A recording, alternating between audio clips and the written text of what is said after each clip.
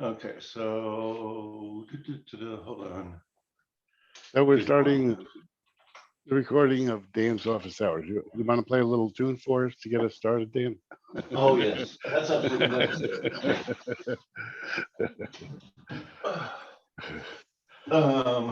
Yeah, actually, my kids recorded a song this week. Anyway.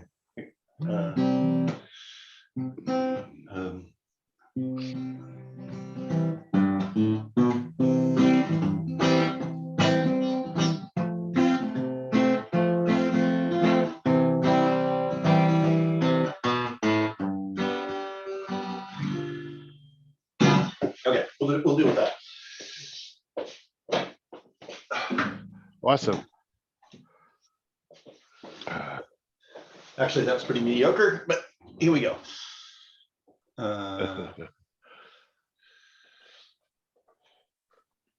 So we got 2 agenda identified so far. One is this one, and the other one is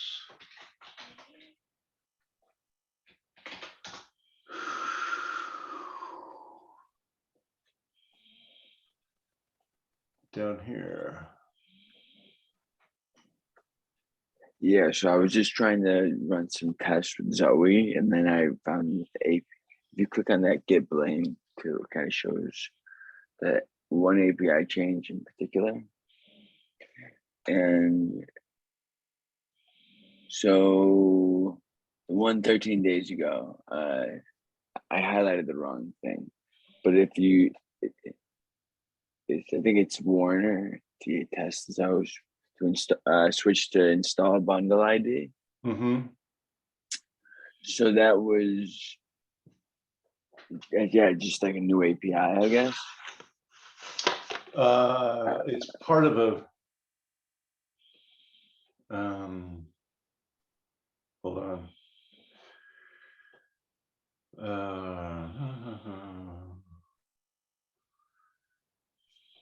Is it labeled Epic? Might not be. Let's see. And Zoe bundle. No, that's not the one. Darn. Oops. It's probably a bunch of these. Not that one.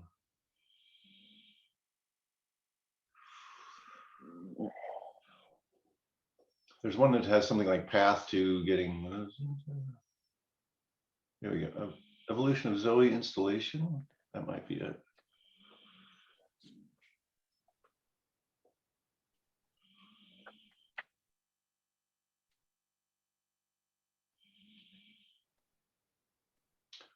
This is probably pretty close to it anyway. So currently, Zoe install takes a bundle, which is a ginormous piece of JavaScript. So that means that the ginormous piece of JavaScript is inside the path of normal object-to-object messages. And one of the main motivations is we'd like to bound the size of that. I mean, that'll be very expensive to install. Well, you got to pay for it in any case, but we want to prevent resources exhaustion. We want to put a bound on the size of normal object-to-object messages. And those messages go in the transcript and they get stored about a zillion times in our system. So it's very inconvenient to have that whole huge hunk of JavaScript there. So what we'd like to do is have a different path for the code to go on the chain, and then you refer to it by its hash. Okay. So it's by its hash is like the bundle ID? Yeah. Bundle ID? Well, the bundle ID might be, yes, the bundle ID probably is a hash. Okay.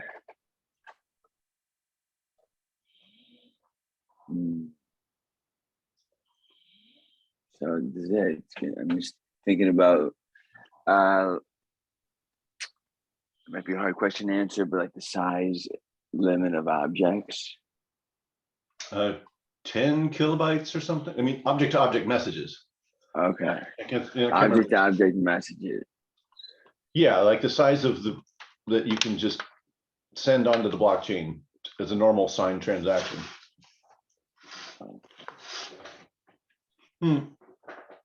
Well, So there's different Cosmos message types, and the Cosmos message type for here's a whole bunch of JavaScript would allow large things, but the Cosmos message for, well, I'm sending a message to an object would not allow very large things. yeah, so in that message, like, would that be a reference to another object? In the case of agoric. In which message? So if you have like a smart contract that is trying to communicate to an object and another, like, does this have to do with the size of like the objects running within VATs and the No, it's the communication? messages, size of the messages. Okay. I'm trying to relate. Okay, so in order to get a like, can you give me an example of just a message getting passed between VATs? Every message, like every eventual call that goes from one VAT to another. Okay. So if we're sending a bunch of rholang to an R node, that it it would have to be short. I don't know how to evaluate that question. That's in some hypothetical world that I don't know how to live in. So say that someone gets like an offer result that provides them with references to like other like smart contract or other just methods, smart contract methods. So is it going to limit the size of the offer result? If that makes sense. Like, is Well, that the a offer message? result? The offer result is not a piece of. Well, let's see. It could be a piece of data. If it comes off chain, then I'm not sure about messages the other way. Yeah, I guess it will limit it. I'm not sure. Yeah, that's just what I was. Yeah, like the terminology was screwing me up a little bit.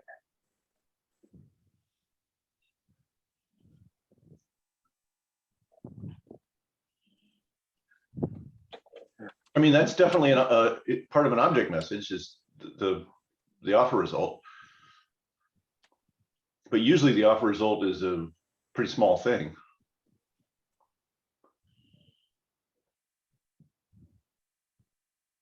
Yes. So another thing. So I guess it's like an added question here with the install. So I was running into a lot of issues setting up like a testing environment. And I was wondering if it'd be possible, or not really possible, but just maybe best practice to have like a setup test interface where you can kind of just inject the different like the different APIs that you needed in order to like set up just a test environment within Zoe. So instead of having to have like these lines below in all of the code, just kind of having it hidden like within the implementation of this like generic setup test like data type. If you look at our test suites, we end up having lots of test helper methods, but there's nothing that works across all of them.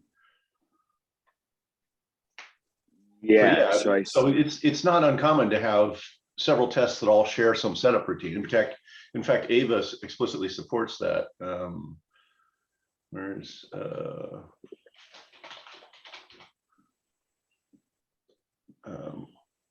not that one.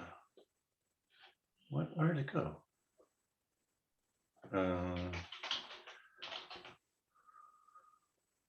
we go. Right, so test dot before, do a bunch of common stuff, and then test, you don't have to do that common stuff, and test, you don't have to do the common stuff.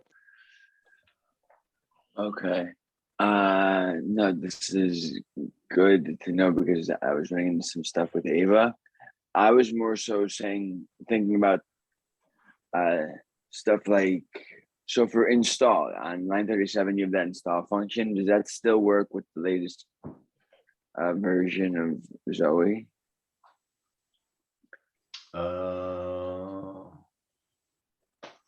If there was, let's see. if there was just as of a day or two ago. I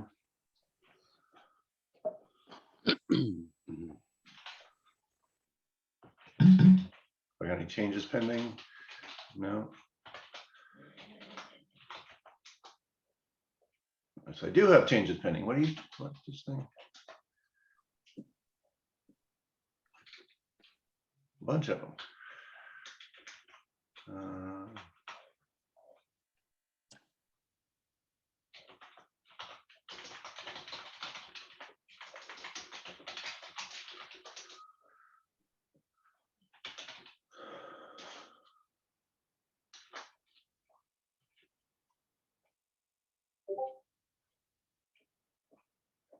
Didn't pull. Hold on, let's see.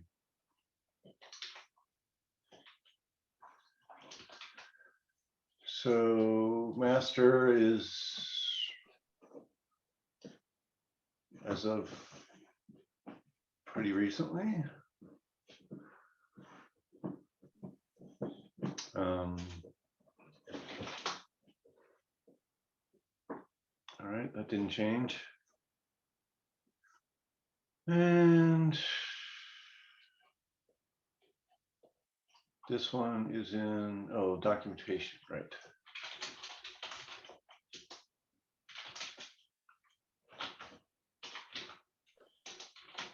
Is this how it works? Maybe not.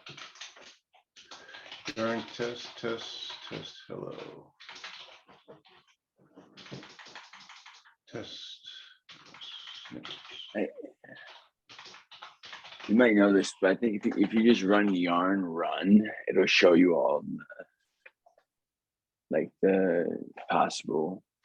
Well, I know I wanted a yarn test, so that's not what I'm looking for. It's which test file. Oh, okay.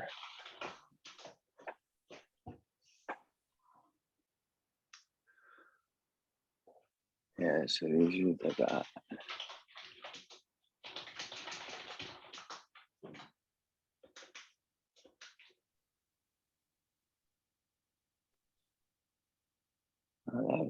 That was smooth sailing for you. We get past that Ava error. Sometimes it worked. I had node version 12. Node version 12, you're not going to get very far. No. Okay. So yes, it works with the current.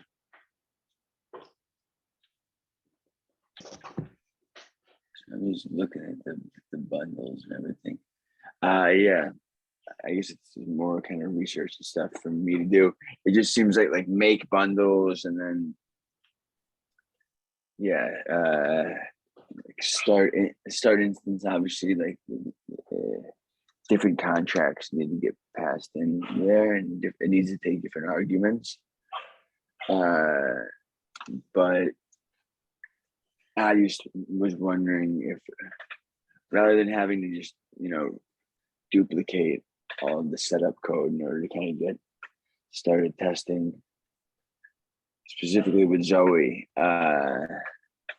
if there was a way to make it a little bit easier, and then also if things like the install API changes to install bundle, if you could just pass in install bundle as a parameter for the install method, if that makes sense. So just as APIs change, make Zoe kit, I forget what that was called at one time, but just allow you to kind of still use this like interface for setting up tests. And then, yeah, kind of doing dependency injection for different parts of the APIs as they change. It might sound like scattered, but A little bit. I mean,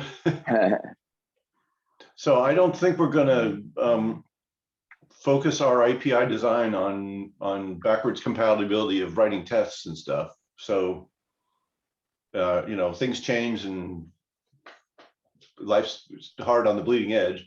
But yeah, I mean, and organizing tests is sometimes a pain, but that's the way it is. yeah, that's fine.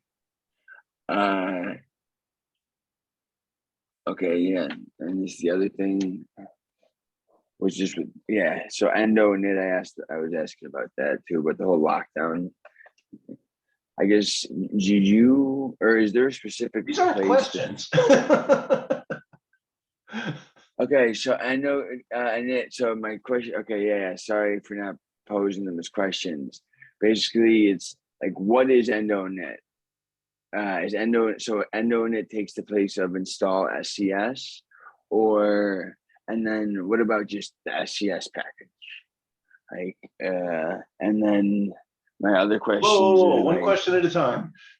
yes. What is endo init? Is that your question? Yeah, so yes, what is endo init? It's a JavaScript package.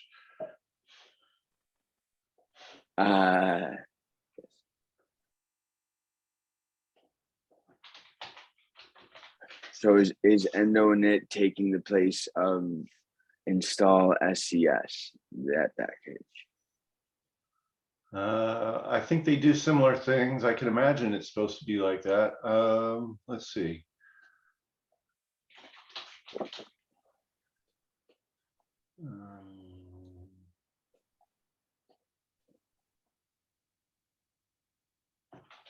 There's install says. No readme.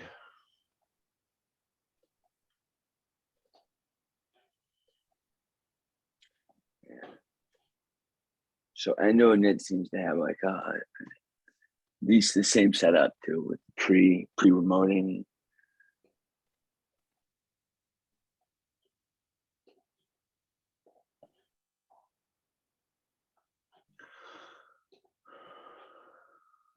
I don't know a lot about this. Yeah, I just didn't know if there was like a formal like documentation kind of saying, you know, which packages are you know, are going to be migrated to the endo repository, or if it's just, oh, there you go.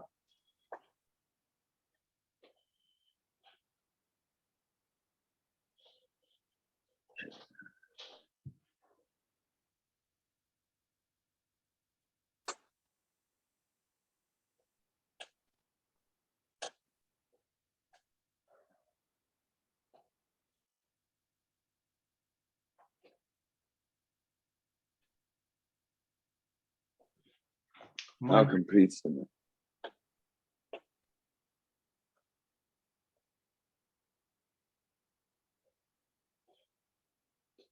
What?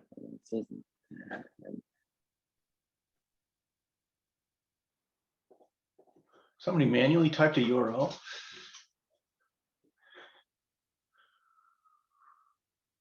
It's awesome.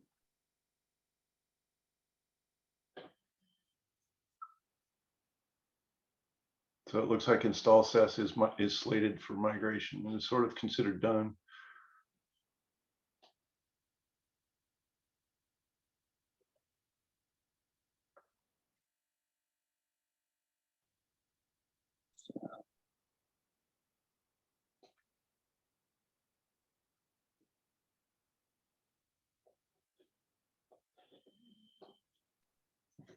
There's still some, I guess this is really what I was looking for.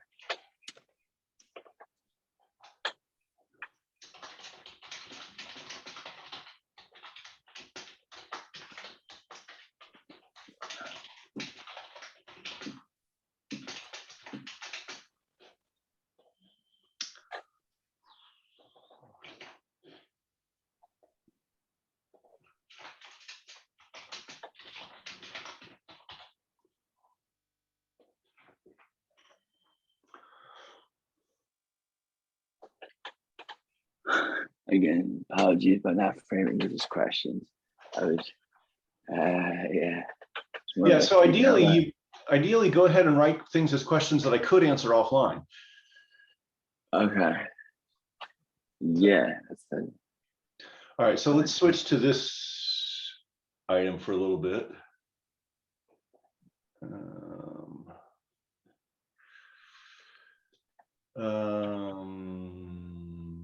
So the idea is when you sign up, you have to sign up to be a validator with a public key. That makes sense, but we'd like the rewards to go to a smart contract so they can be split out in a staking pool. So I was suggesting that the sign up message, which is called bond, would take another argument, which is the reward address. And they've said more or less yes, but they want to think about attack vectors. And it's hard for me to imagine any, but let's see. I want to try to, so I'm trying to figure out whether Cosmos already uses this. So I can say, well, whatever vulnerabilities there are, they're supporting a $70 billion economy without being exploited. Let's see.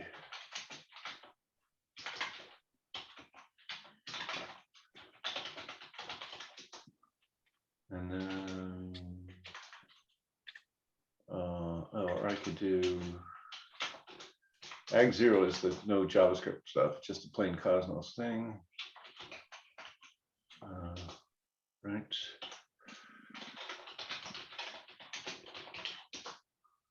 What?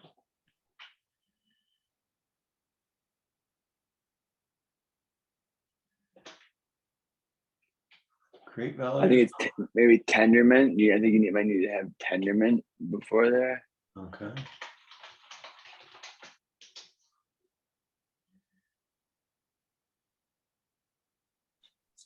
No, okay, so let's look at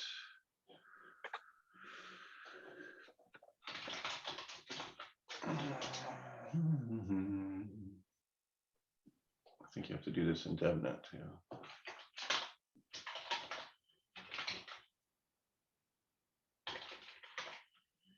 Staking.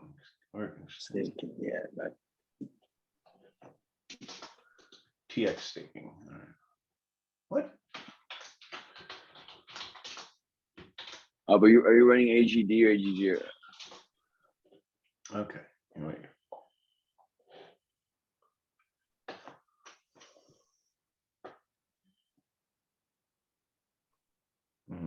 I don't see a reward address. Let's see.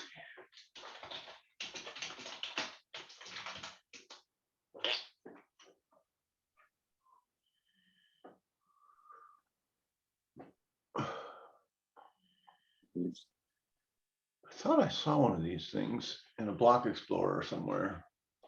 So by the sure. The black store looks nice. Yeah, it's nice when somebody else does the work.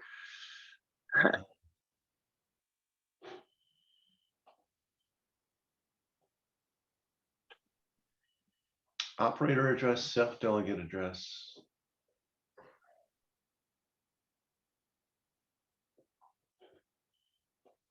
Well, there's already two addresses.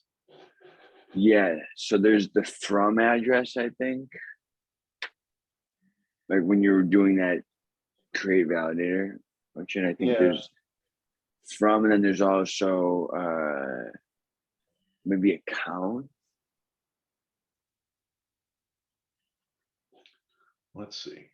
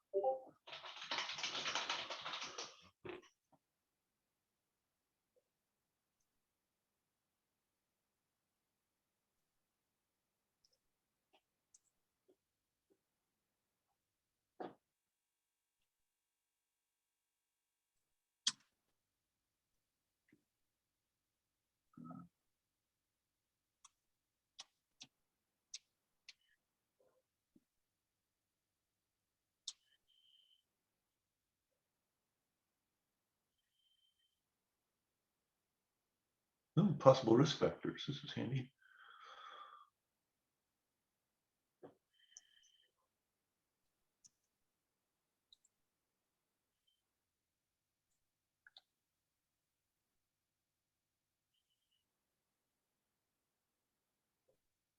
Okay.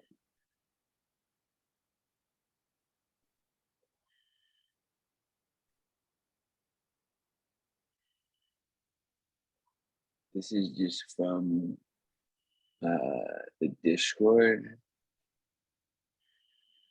Maybe I could get a direct link to it. I just sent in chat here. Might not be answering your question, but it seems like when you're doing that create validator, you need to use the pub key flag for which maps back to the public key of the validator, and then I think Which public key? There's two. So of your of the validator, or There's yeah. Each validator has two keys, as we can see here. Yeah, so but do they map to the same public key? I don't believe so. Because then yeah, you have the It's possible that they would be based on different prefixes. You can have the same underlying 32 bytes or whatever, but I don't think that's the way it works here. Not sure. yeah. So this is one of the keys, and this is the other one.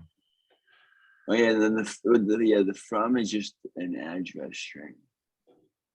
Well, evidently not here. What is that? Well, that's or maybe that's the person's key name. Right. Okay. But that's not. That must be the key they're going to use to sign this transaction.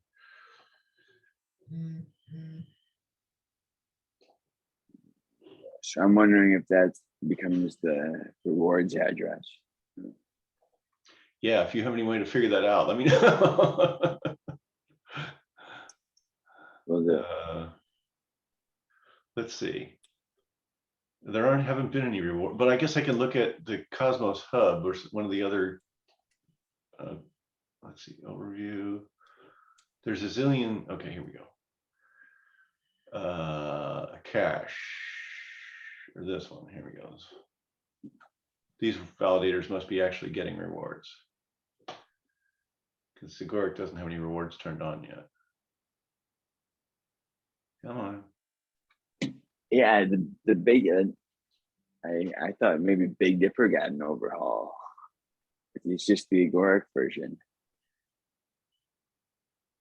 Oh, yeah, I thought these would all look the same. Yeah, Agoric made out like a bandit there. I think we are running something recent. I mean, they're running something recent on our behalf.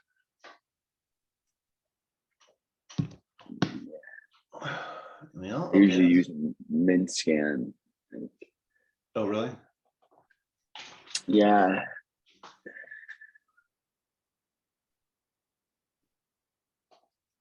Okay. Osmosis. These validators must be earning something. Validators.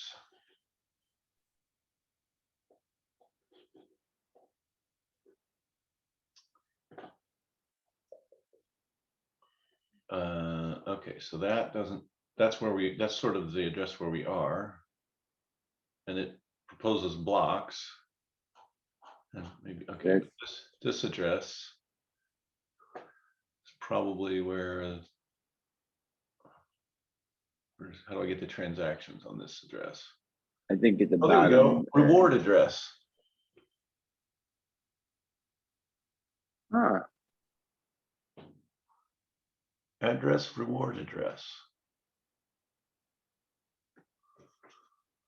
Maybe that's on staking delegate and not on create validator.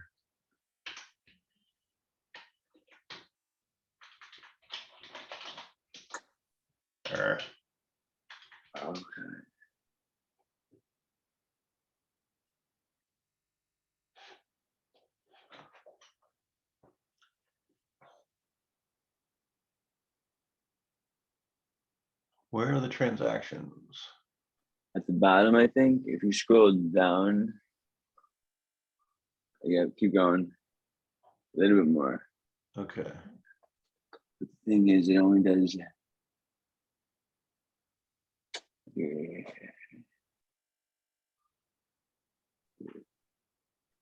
What kind of transaction is this? That's a vote. Oh, those are all votes. Yeah. So Okay. Delegations, unbonding, vestings, redelegations, unbondings, delegations. They delegated a bunch of them. Oh, I guess maybe you don't get your rewards until you sort of cash out, and they haven't done that yet. But there's definitely a reward address there. Why can't yeah, I well, get? I'm wondering, is this is this like Figment's or their own internal address? Like, is this the reward address for the validator, right?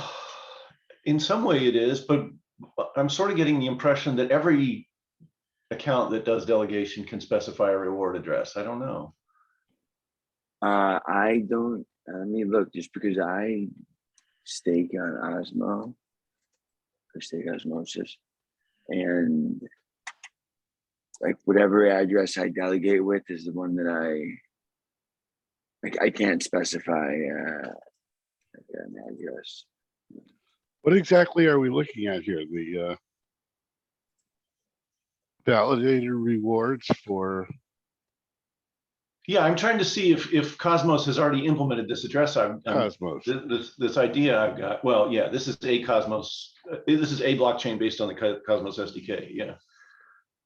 Yes. This reward address is basically, I think, is what I'm suggesting in here, the separate rewards channel for when bonding.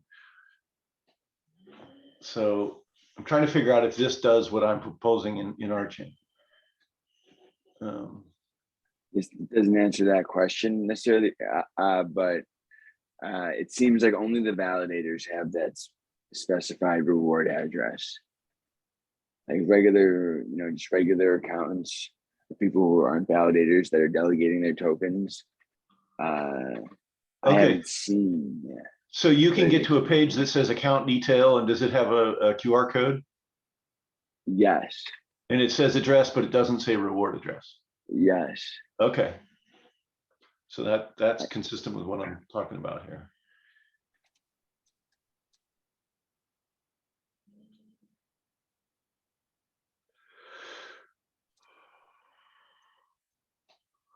Well, okay.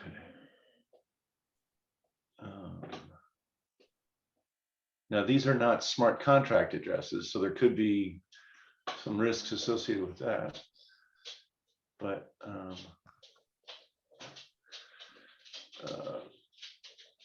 I sent in the Zoom chat too, just a sample account.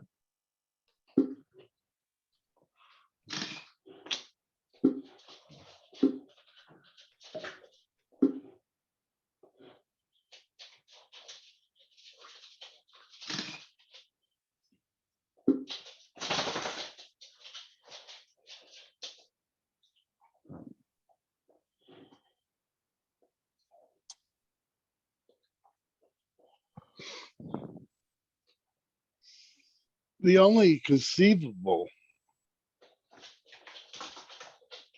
attack vector I could see would be on having the rev address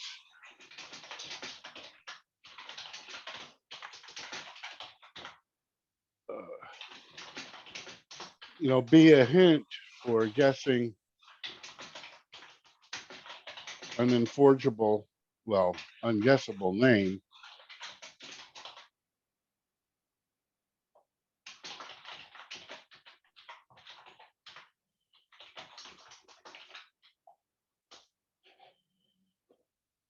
Which I guess is off the wall.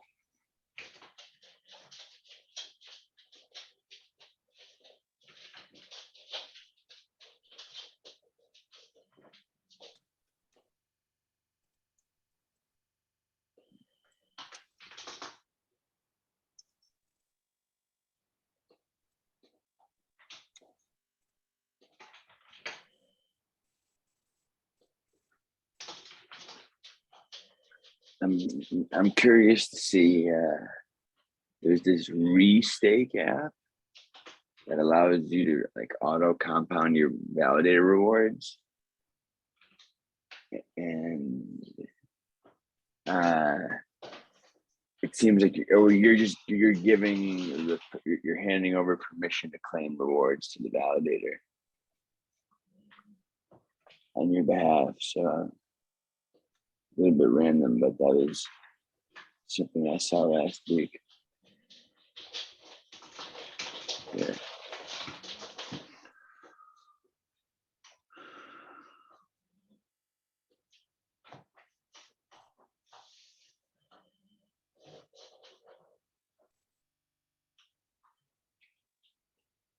Yeah. I'm not sure I should.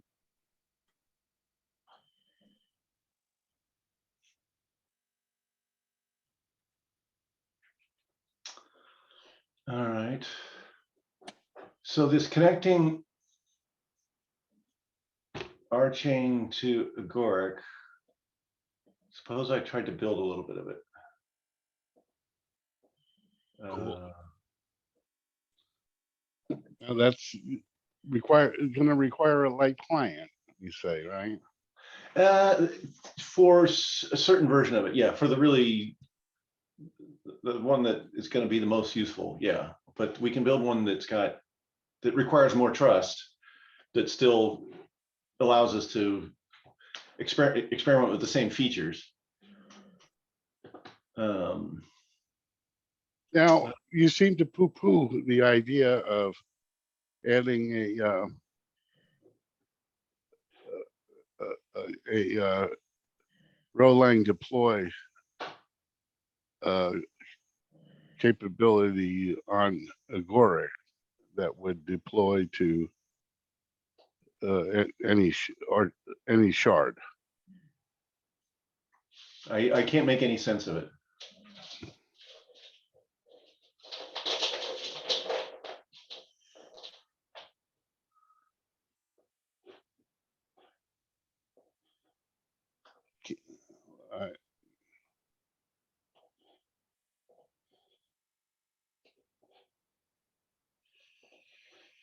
Let's see.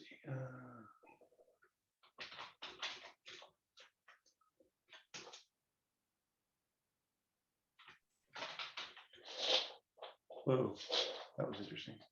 I mean, the only complication I see is that every agoric node would deploy the same thing to the same shard. You can't outsource compute. I mean, you can have Oracle networks like we discussed, but that's just sending messages. It doesn't, I don't know why we would do anything special for rholang. You just send messages. If they happen to have rholang in them, great, but they might as well have the newspaper in them. Yeah. Well, I mean, if you're converting, tokens from shard A to shard B or to Ethereum tokens or whatever, okay,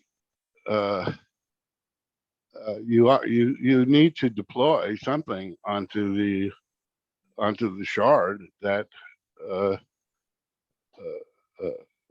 that the tokens belong to.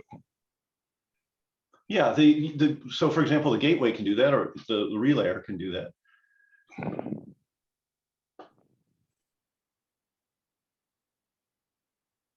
So you're saying there's nothing special about deploying rholang.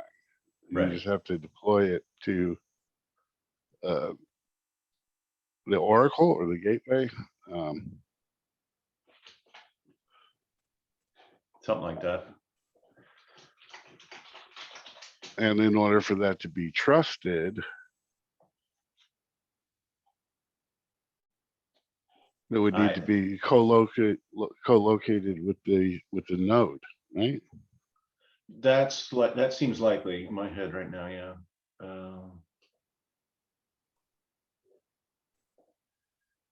So let's see if I can find this hunk of code just to rchain-api source marshal rules.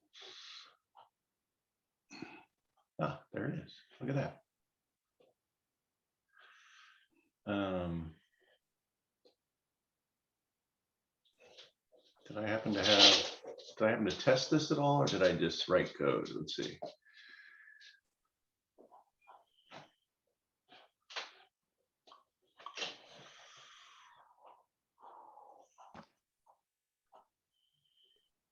Doesn't look like I tested it. I have any like example code here yet. I mean, example running.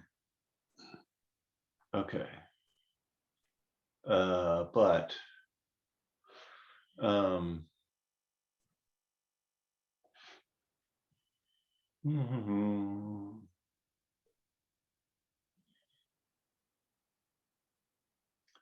how would we use this?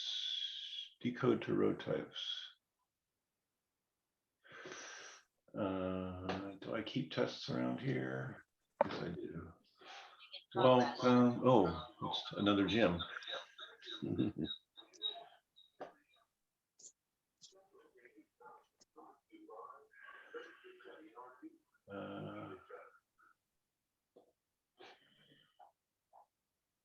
Oh, good. I'm using the right. Okay.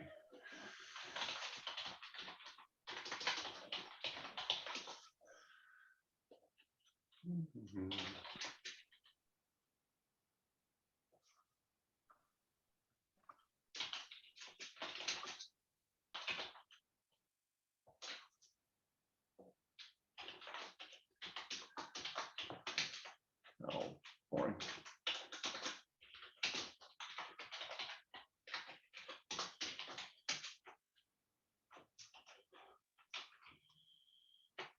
Oh. I just had it open.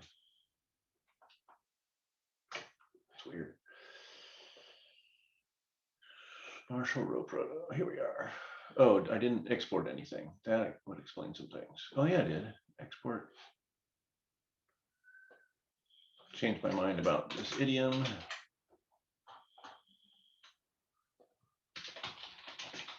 All right, so this is the one.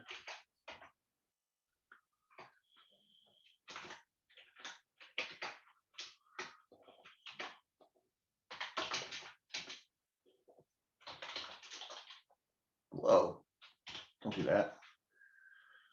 I really hate it when it does that. Okay.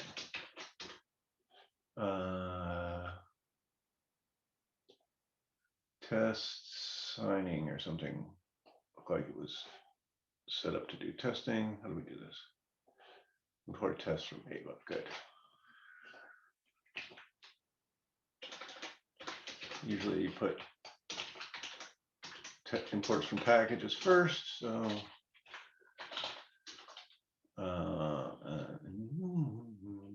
example one.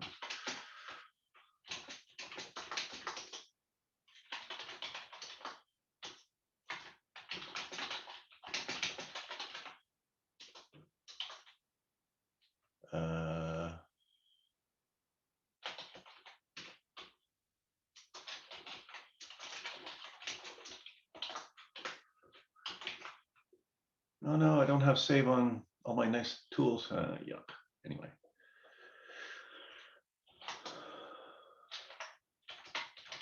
Is this thing set up?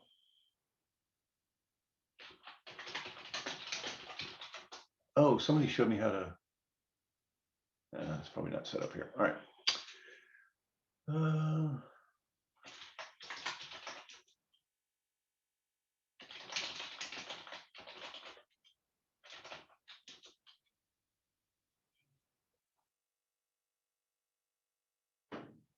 Cannot find RNode Open API schema.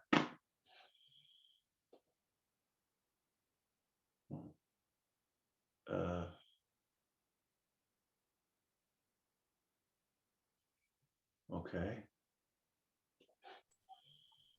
Maybe that doesn't really work.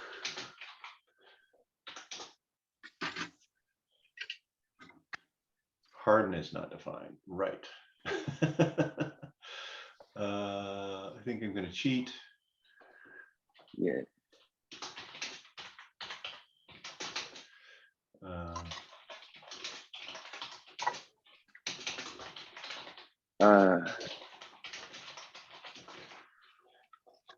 So yeah, I wonder if like this, yeah, what's working there. Because sometimes that requires me to call lockdown. Yeah, And you then have to call lockdown to get hardened. yes, but then it'll tell me that it's not defined, and then I'll just like execute it once, and then like remove the lockdown code, and then it'll work. Like it's just odd behavior. That shouldn't work. Okay. Yeah. No, I mean, I know. I think it has something to do with Babel and like how it's transcribing the code. But Oh, that sounds good. Yeah. I'm used to this ESLint on save. Why is it not doing that? Maybe I don't have that set up for this workspace. Open workspace settings. Oh, not in JSON. Open workspace settings. no, Format on save. Here we go.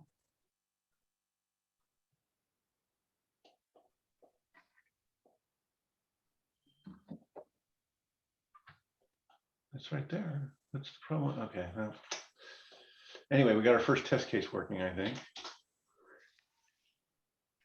Oh, yeah.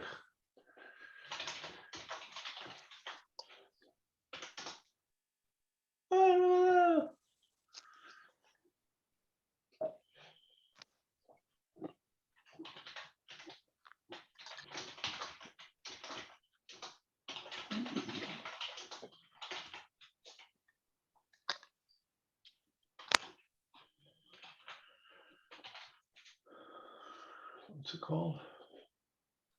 Decode to RhoTypes.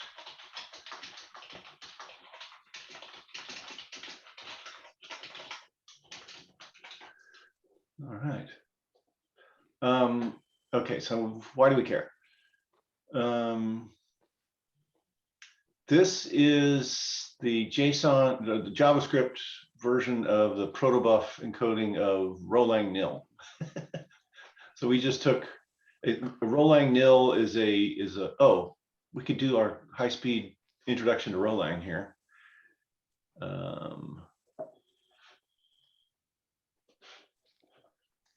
think this is pretty easy.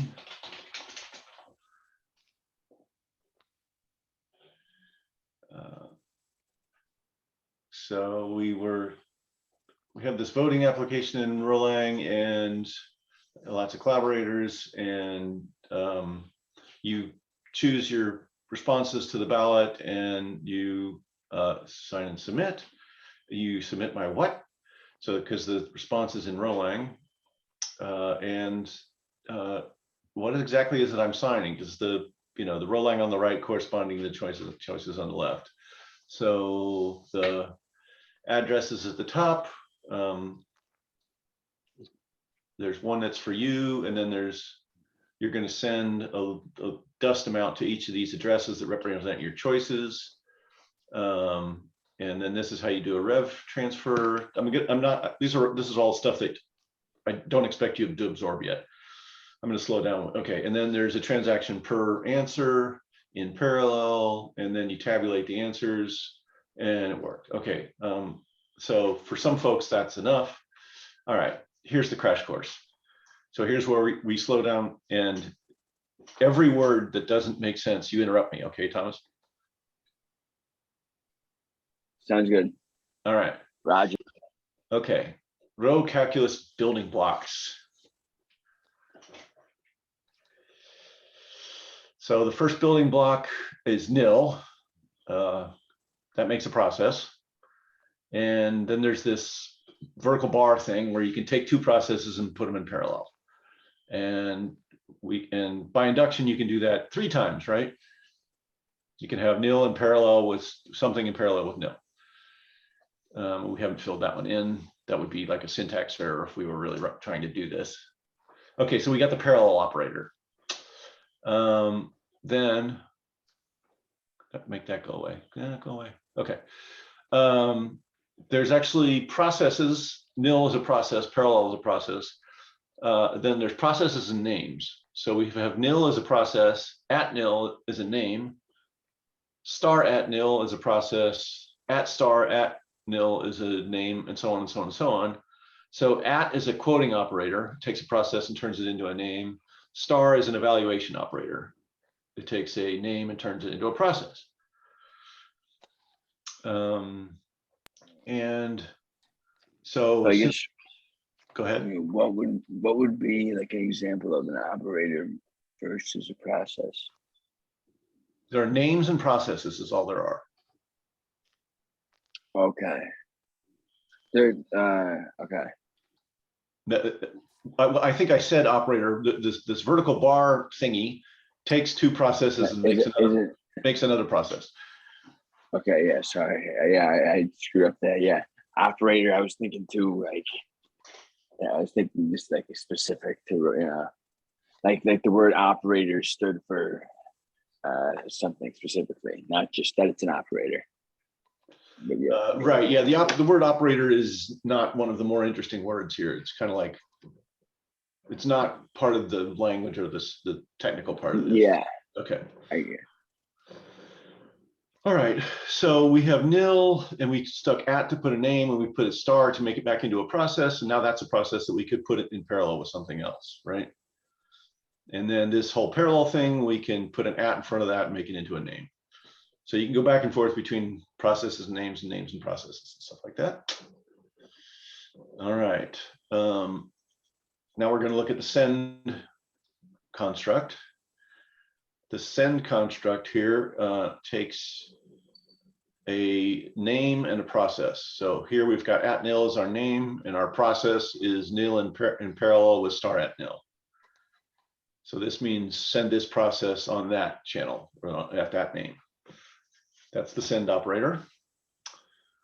Then there's a receive operator, which takes two names and a process and gives you back a process. So here we're going to receive from at nil. We haven't specified this name here. And then the process inside here is nil in parallel with something that we haven't filled in yet. So is that just listening like in the background? Like it's like a channel? Each names and channels are synonymous. Okay. So yes, this is very much like sitting there and listening on a channel. Okay, and the interesting bit is, so these were all formation rules. If you're familiar with, language grammars or something, we were building things up at all. I mean, things were always getting bigger. The only reduction rule is this communication thing. If you have a send in parallel with a receive, and the send, the address the name that is the destination of the send is the same as the name that is the source of the receive, then you get what's called communication. And you take the process that was sent, and the result of it is this process that's inside the for with whatever this name is substituted by the process that was sent. So we end up in here. So I should have actually put a name there, but it sort of doesn't matter what name I put there because it was going to get replaced. So is this for like inner process communication, and then in order how you implement this language could be any number of ways, but it's just, these are just building blocks, just like lambda calculus or whatever else, right? Okay, yes, I'm just trying to wrap my head around the model, like of how because so the send and receive, but this is all within the same process. The rholang implementation in rchain does work that way. Yes, the interpreter is written in Scala. Basically, we have three operators: send, receive, and par. Everything. That's the only things that we have. Well, and quote and evaluate. There's 5 things. So, and we're going to get a summary here. So you've seen all the parts of the row calculus. There's 5 ways to make processes: nil, receive, send, dereference, and parallel, and 1 way to make names, quote. There's names and processes. That's all of row calculus. So we just saw number 5. Is that what that was on that last slide, or? Number 5 is parallel. This purple widget. Is that, yeah, that's what we just saw, right? Well, we saw the just- purple widget on almost every Yeah. slide. Yes, okay. This was when I introduced it.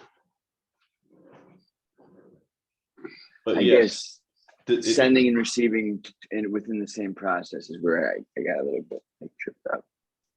yeah, you have to, in order, so these, the send and the receive are in parallel. So for example, it might blow your mind, but the entire state of the rchain blockchain is one huge parallel process. It's like one of these, you can, this operator is associative, so it might as well be n areas, 2 array, right? And so you can have one of these with a zillion little slots to hang into. And every time somebody submits something to the rchain blockchain, it puts another one on there. And then whatever you submit might interact with all the things that are already on there because it sends to a name that's already on the blockchain, where there's somebody listening on the blockchain. Yeah, then, interesting. Yeah. So that's it. That's all of the row calculus. Now rholang, okay, so there's an ASCII syntax for these blocks. This is reasonably straightforward, I hope.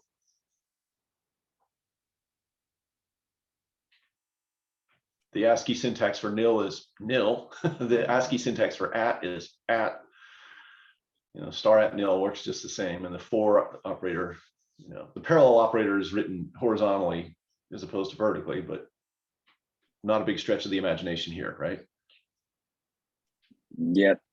Okay. And then there's a thing called rholang, which is a bunch of conveniences for writing row calculus. So there's a thing called new x and p. So row calculus provides an infinity of names. You choose one that doesn't occur in any other rholang expression, and you let x stand for that name in p. And so now you can write new x in, you know, and where in theory x stands for some name that's not used anywhere else ever anywhere. And so is there like IDE support for any of this stuff? Yeah, there's a VS Code plugin. So, and then there's in the same slot where there's nil, you can also put numbers and strings and stuff. They act like sort of processes, inert processes. And there's a little bit more to it, but that's pretty much it. So that's I guess thank you for this. One question. So what is the benefit? So like comparing like agoric, for example, to rchain, I guess, what are the benefits of rchain? Like what kind of brought you to that? Well, I got a couple of compare and contrast slides here.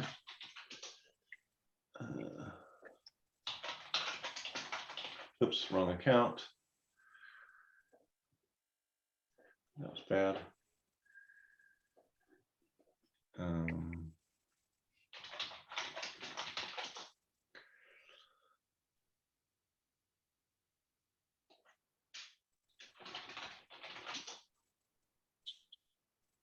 Here we are. This is me trying to get rchain to adopt ERTP. Okay, so there's a lot of similarities. They're both doing smart contract based on capability security. You got smart contracts on the left side. On the agoric side, you got JavaScript. On the rchain side, you got rholang. They both do capability security, but they both have mints and purses. After that, agoric has the rest of ERTP. Rchain has a thing called Vault that agoric is not doing. Agoric has offer safety. Rchain has proof of stake. The actual proof of stake thing is written in rholang, whereas it's written in Go on the agoric side. Agoric has got some interesting economy stuff. That's not what I want to go into here. Agoric has got a bunch of smart contracts that are actually built. And there's this paper called Policy as Types, where Greg Merritt has sketched how you can convert JavaScript into row calculus. And I actually have written a compiler for a very small amount of JavaScript. But in theory, you can take all these JavaScript contracts and just mechanically convert them to rholang. And this was me saying, hey, look, there's a bunch of software that actually works in agoric. Offer safety. And then I actually made a rev issuer. This vault thing is kind of funky, but it turns out you can wrap it in the RTP API. And then if you add the amount math stuff, then you get non-fungible tokens. Never mind. Okay, and then this was explaining. Okay, have you seen this Thomas? Okay, Yes. so you're familiar with that. All right, so this is the actual compare and contrast stuff that I was looking for. The agoric virtual machine is islands of synchrony and a sea of asynchronous messaging. So within a VAT, you get to write ordinary synchronous JavaScript calls. Between VATs, it's only asynchronous messaging. Within a VAT, you can do either one. Now the blockchain is basically all, oh, this is not right. One thread. So the whole blockchain is single threaded. Only one VAT is executing at any given time. So if okay, so they're not executing in parallel? That's correct. Swingset has got a run queue, takes a message off the run queue, gives it to a VAT, executes that, whatever that VAT wants to do until he's done. And that might put more messages on the run queue, takes the next message from the run queue, goes, finds the relevant VAT, runs that one. It's all sequential. So it does block until. Yeah, I mean, the programming model is not sequential. The programming model assumes that everybody else is running in parallel, but the actual implementation is sequential. Okay. Interesting.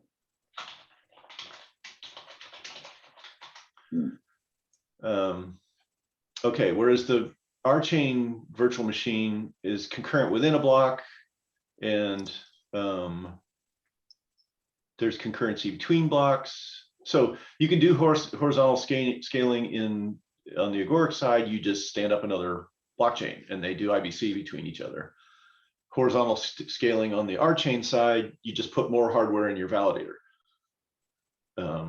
Or you can have more shards, just like you can have IBC zones. Then the actual programming language, every expression runs in parallel with every other expression. You have to do something. You have to write a data dependency in order to get things to be in sequence in rholang. And the agoric folks have decided that this is too hard for people. So the programming language Joule that Dean Tribble did in 1996 worked that way, and they couldn't get anybody to write any programs that way. So we'll see if rholang does better. So Tendermint consensus kind of seems to work for now. It's securing billions of dollars. Maybe it'll be good for a few years. And then SSL was really completely crappy. By today's standards, the original SSL provides zero security. It's like ROT 13. But eventually SSL is, it's kind of good enough to bet on any given day. Maybe Tendermint will get fixed. But agoric is kind of chain agnostic, and it could migrate to rchain, Casper, rhoVM for scalability. Rchain's got advantages for on-chain storage, space rental. They're both kind of going, I don't know. Behavioral types. I hope there's a lot more cross-fertilization in the research in this area. I think that both sides should be looking at these BLS signatures. Okay, that's something else. That's the NFT project. This was this slide and that one and that one are the kind of main ones that. So yeah, the rchain stuff is parallel all the way down. all the way down to the individual expression in the programming language. Okay. So is it super quick? No. No. I mean, you have to get you have to have a mature implementation for it to be fast, right? Yeah, I mean, yeah, I gotta fool around. Not fool around with the dive to dive. This is really like you're giving me the run through right now. This is like this is it's definitely backfire. It's intellectually very interesting, but to send money from one place to another takes, I don't know, it was 20 minutes last time I checked, but I don't know, it might be down to like 20 seconds or something now. I can't remember what people are talking about. I guess so what has drawn both of you guys to rchain? So basically the process calculus. I mean, I followed Greg Meredith since 2010, and various projects through there. I mean, to have such a simple language that algorithmically constrains the operation of a world computer in a with absolute certainty is the only thing I can trust, actually. Yeah, so there's a lot of people that are attracted by this, the whole language fits on the front side of a t-shirt. But so do the rules for lambda calculus. So yeah, I will admit, like row calculus is new. This is I wasn't even aware of it. Yeah, I got that. Pulled that up. Yeah, I mean the lambda calculus is just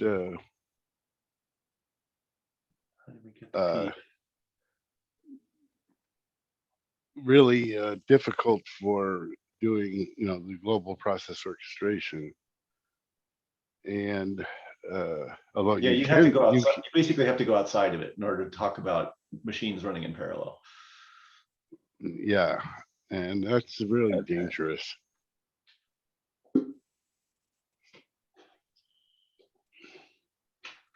So this is the yeah. There's the t-shirt version. Same. That's what we just went through. This is nil, receive, send, quote, parallel. Oh, sorry, evaluate, quote, and parallel. Quote. Yeah, so it's parallel, that thing. Yeah, parallel is P par Q. Yeah, I'm wondering, is that a big, in order to like is that the big, I don't even know how to say this. Well, that is one of the big innovations. So yeah. the input, lift, and parallel are due to Milner. That's the pi calculus. It's this one and this one. It's the evaluate that makes rholang reflective.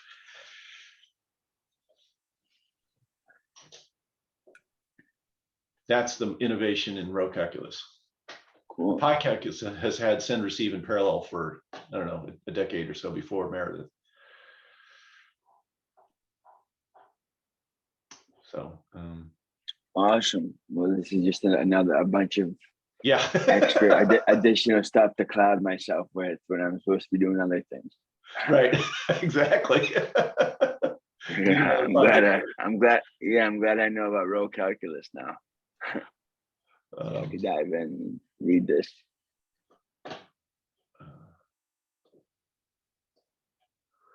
My link to it is broken somehow, so I should fix that one. Yeah, so this is my story of how I got into it. I'm gonna drop. Thank you for everything today. All right. No, so one thing I just wanted to mention was I said that lockdown issue before. So something I've been checking out this wallaby JS test runner.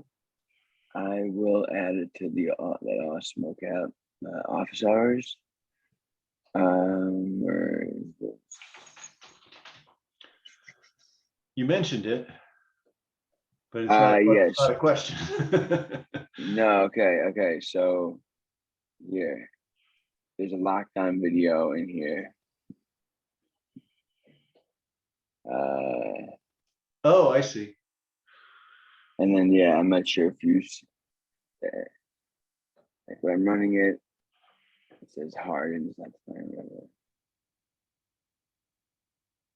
And so what's the goal here? I'm just showing you that you said, see, I'm going to call it, and then it says street passing. Now I remove it. See, now it says already locked down. Right, but this wallaby hardened JS, what were you trying to do with it? Oh, well, I was trying to use the wallaby JS is like a tool for just testing, like,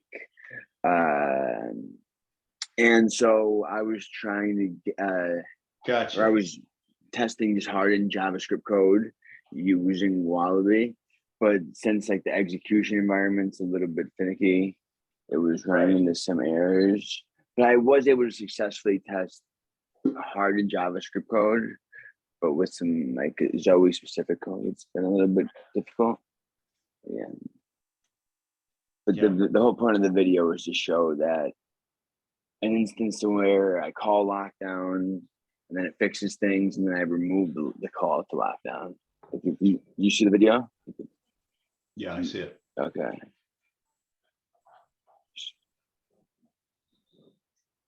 Yeah, that It's messing with JavaScript runtimes and things that go bump in the night is those scare me. I run the other way. So there's guys on our team. If you package it up as a reproducible endo issue, they'll fix it.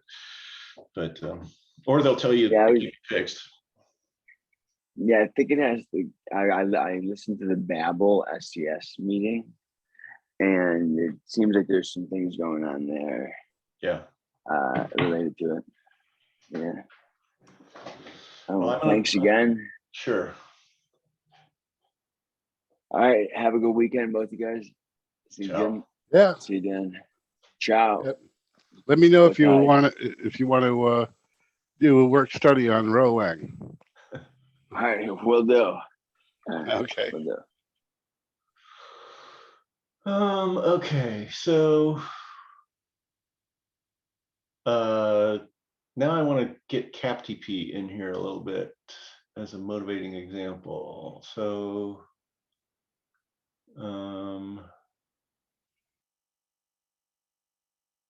what's it take to get capTP in here?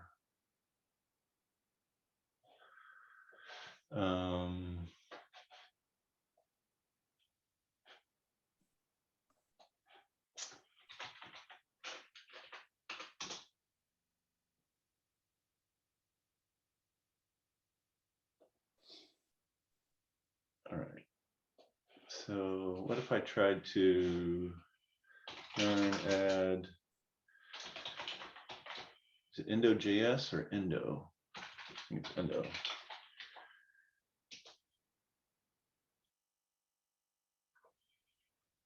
Okay.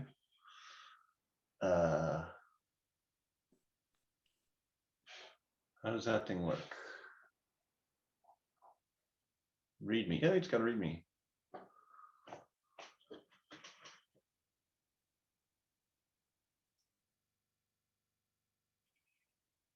Oh, now I'm remembering. I was hoping I could slot in my own version of Marshal, which is what we're doing here. We're replacing the marshaling layer, but it doesn't support that yet. Shoot. So we would have to fork this.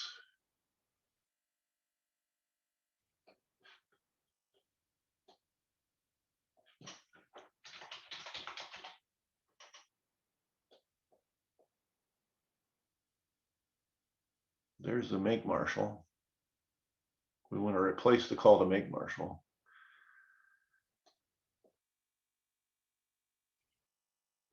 Serialize equals make marshal.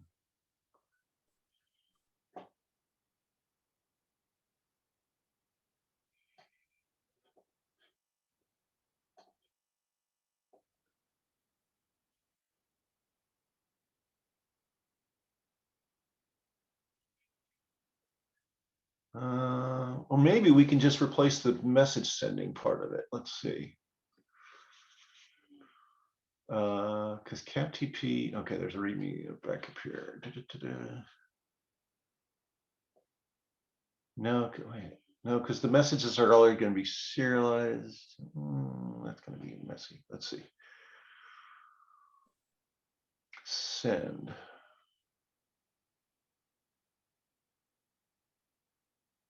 And then on receive dispatch.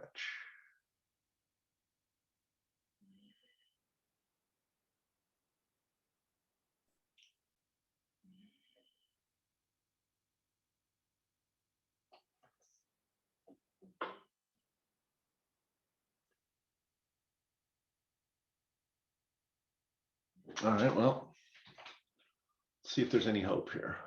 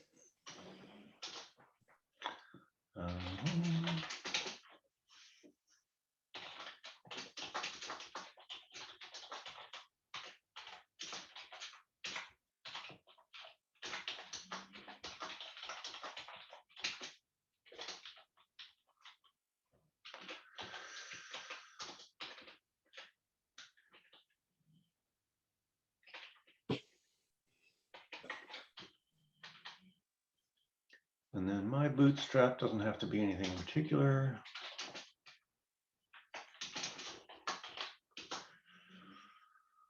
And then on receive. Oh, I can do it this way.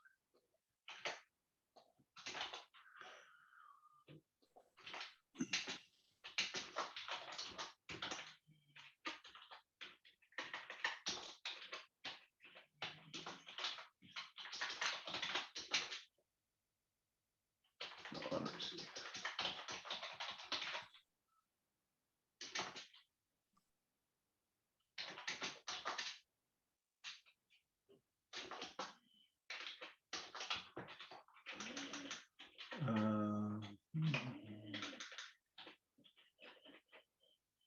Lack of formatting on save is really getting to me here. ESLint.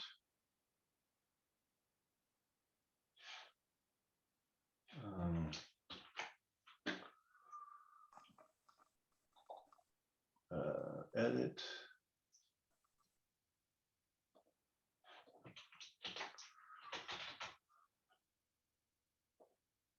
It's just not doing anything. All right. Well.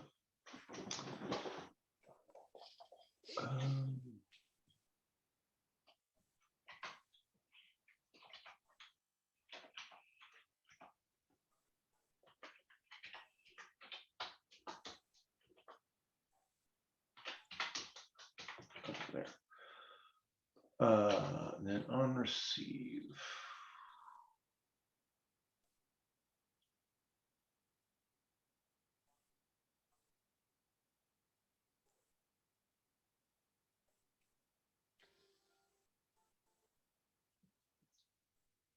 I'm not sure what to do.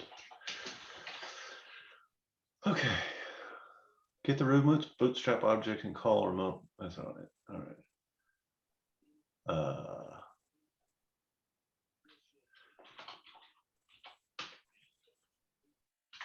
Well, what we'd want to do is we would want to do something like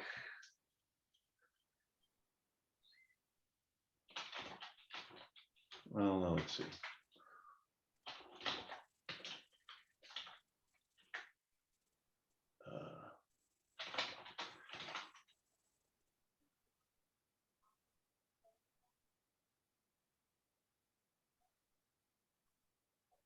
What's abort? Oh, there's abort. Okay.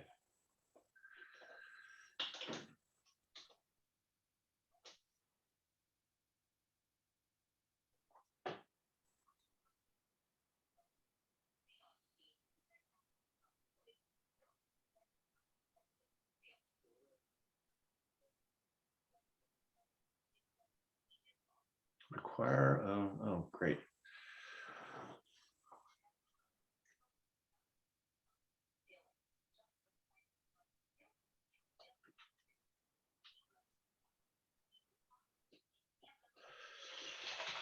I'm in JavaScript dependency. Okay, node modules, endo, capTP.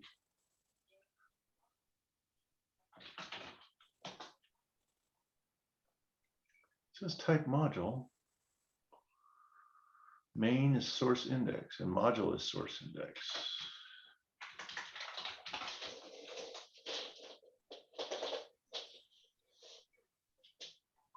I don't see any requires in there.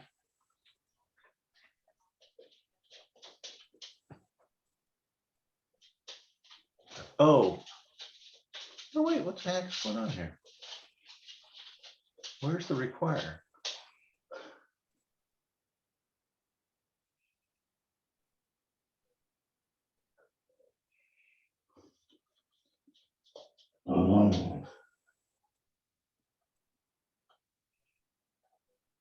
Test rhoTypes.proto.js1.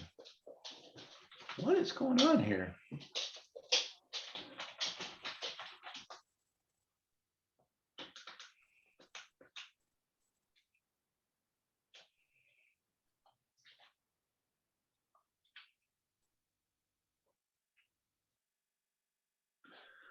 Okay, let's switch to sort of an integration test.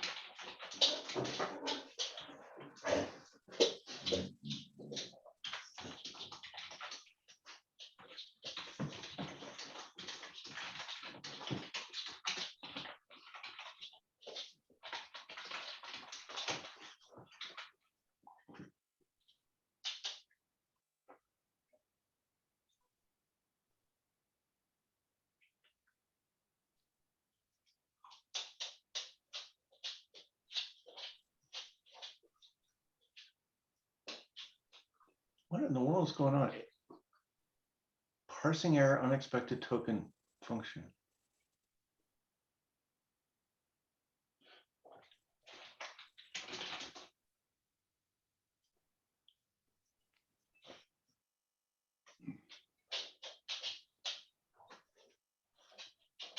My tooling has rotted here.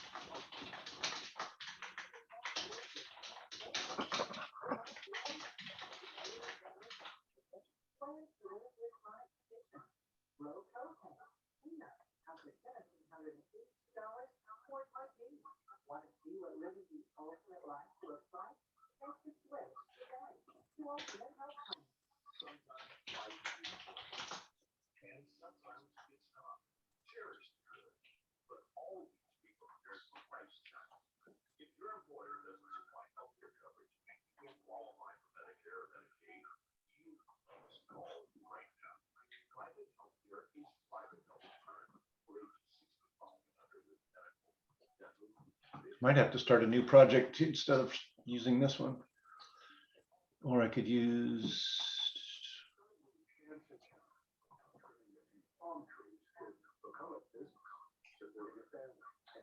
Maybe I should use JS2Rho.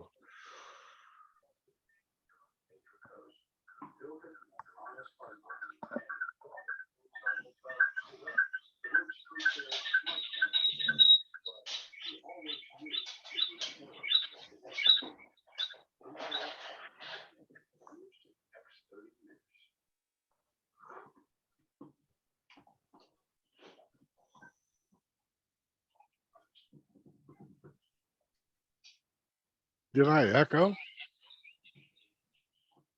I did hear an echo for a bit there. No, okay, so that's it.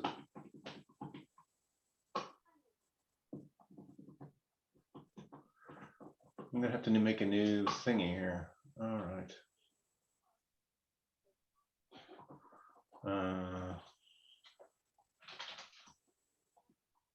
What a pain.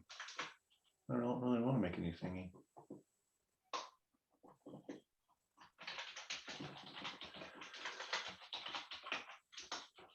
Maybe I'll just branch JS2Rho.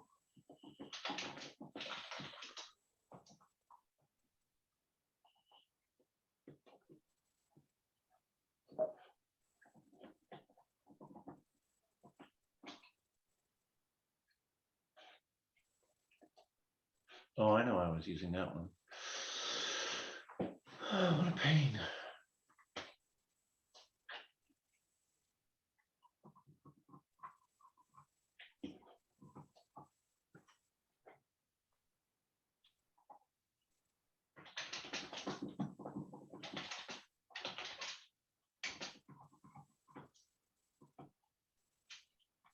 No, it really is JS2Rho, sort of.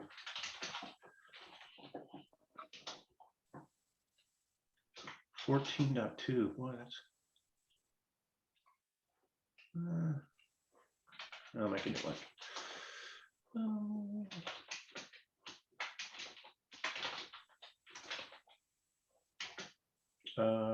Now I got to think of a name for it.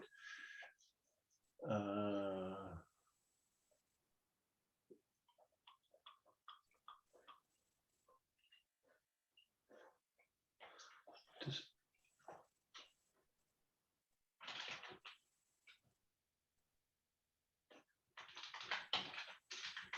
oh, I can't think of a name.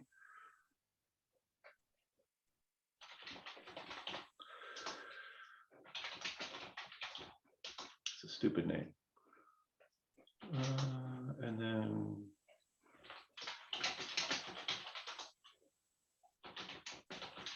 NPM in it? I don't even know. Stupid package name. Certainly not 1.0.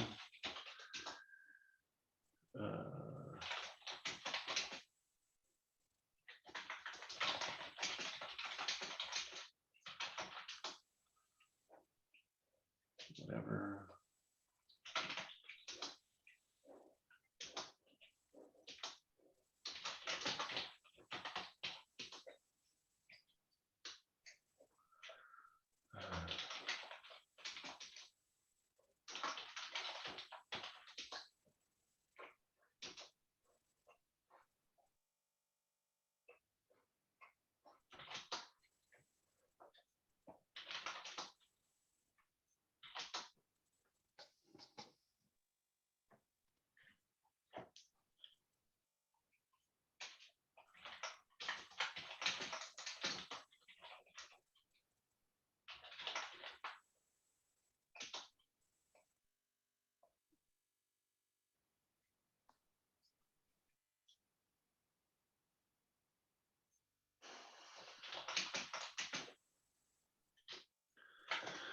And then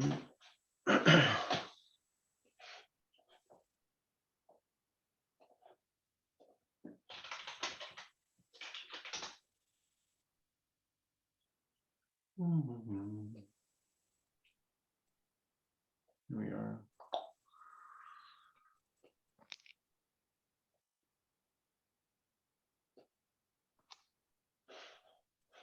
Should have done yarn in it. Oh, well.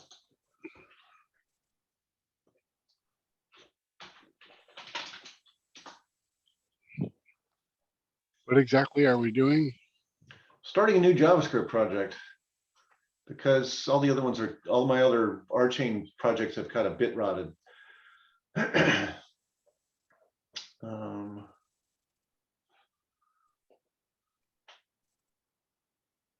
Add folder to workspace.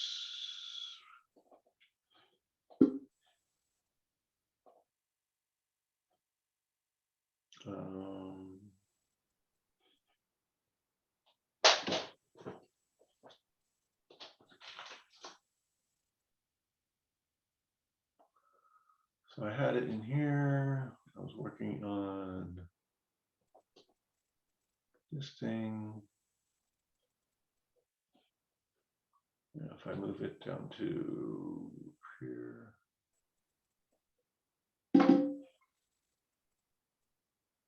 Now, and then I need a marshal thing.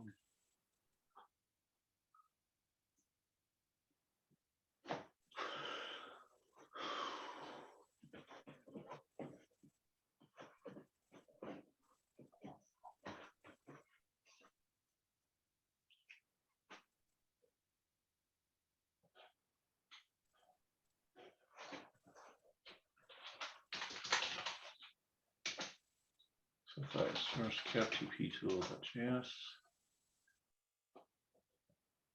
can't use import statement outside of a module, not surprising. So if I change this thing to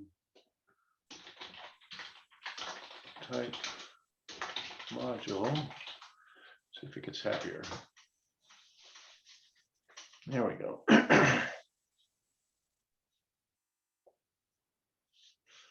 All right. That's basically telling us that we haven't done endo in it.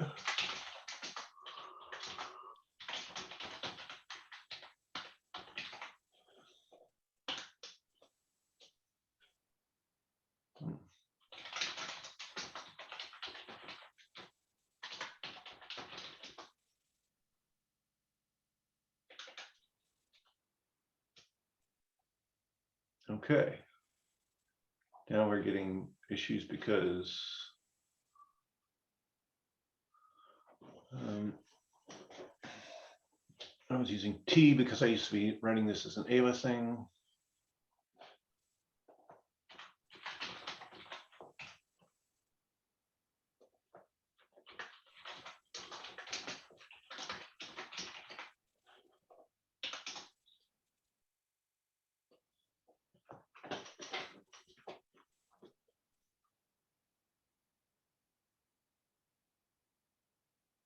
Okay, that sort of worked.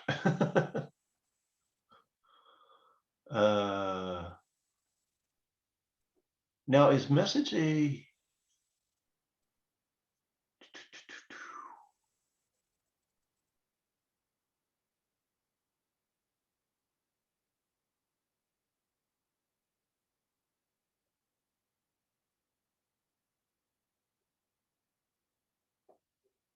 that must not have been a text string. It must have been an actual object because it got colored by the console.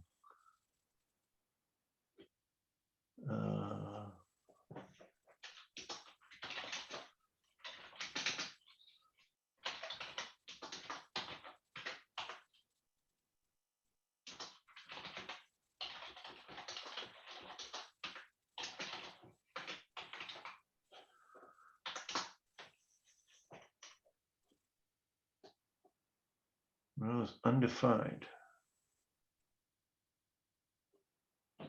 Why is that?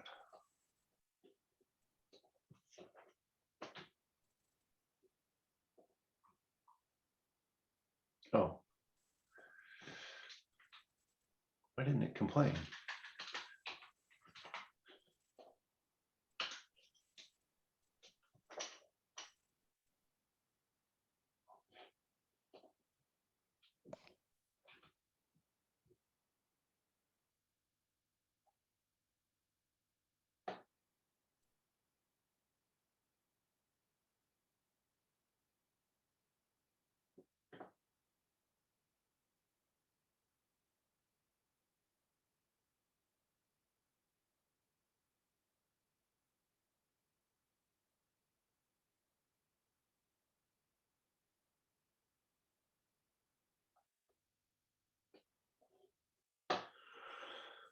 We fell into another case here.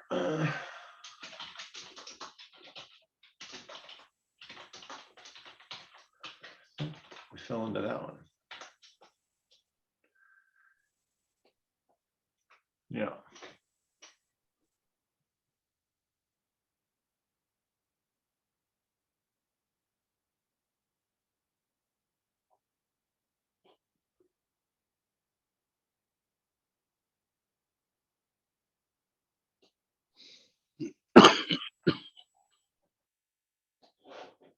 So now let me look at the marshal types, because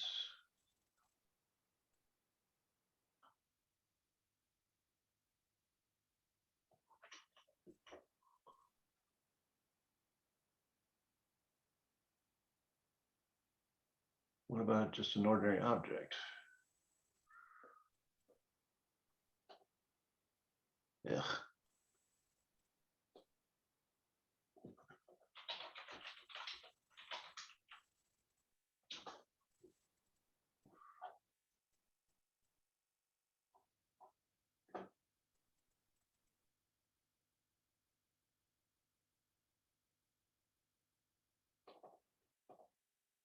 Copy record. I don't have copy record. Well, what do I do with copy record? That was silly.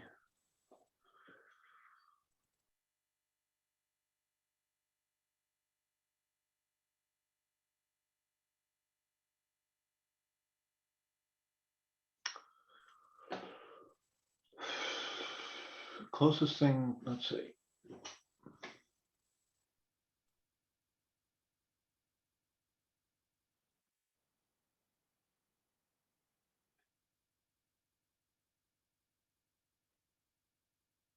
rholang has maps, but you have to be able to distinguish a map from a record. How did that work in?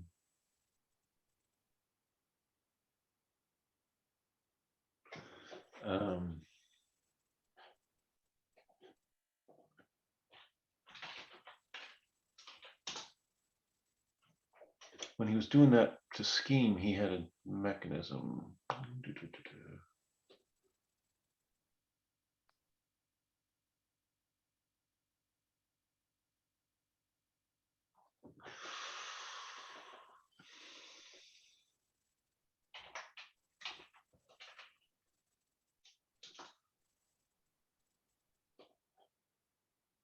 Oops. What was that?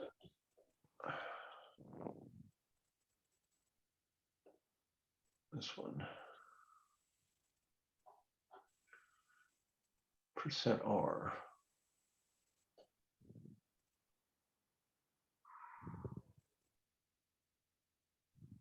Yes, symbols and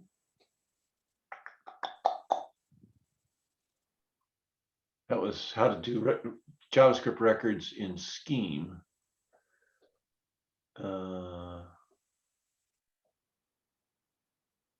So rholang has tuples that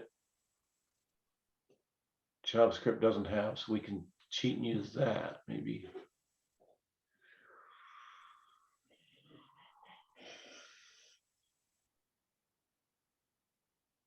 But then we got to be careful.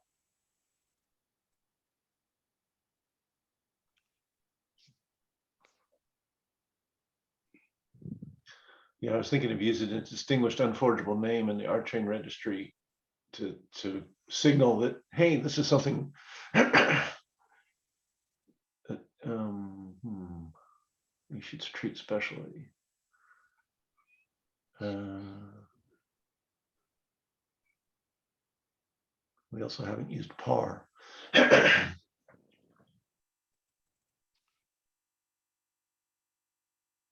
I'm wondering if do something like with GraphQL, the putting the underscore type in the record. Oh, in the map. Yeah, that's not a bad idea.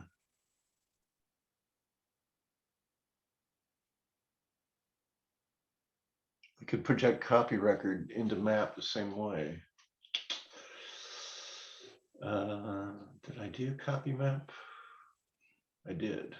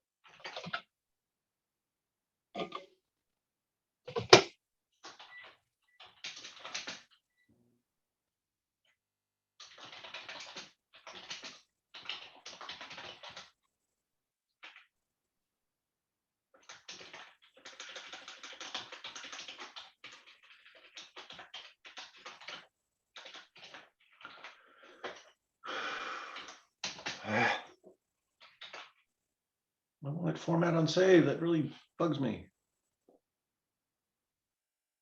Because I'm missing a bunch of ESLint stuff.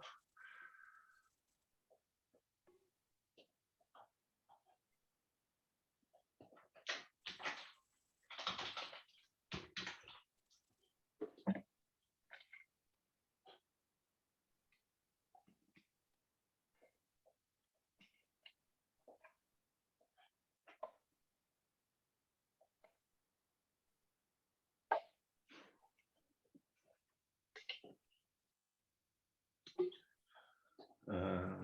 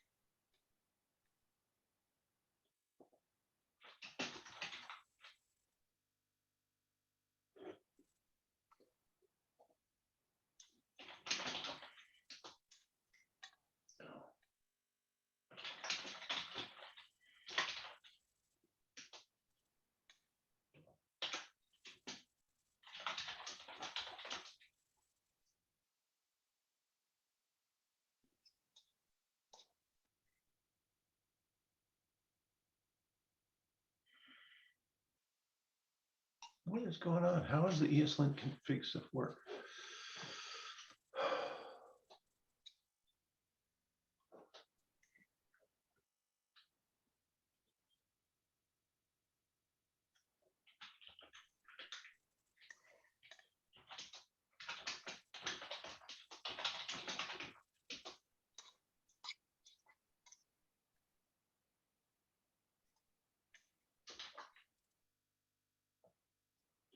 Here we are.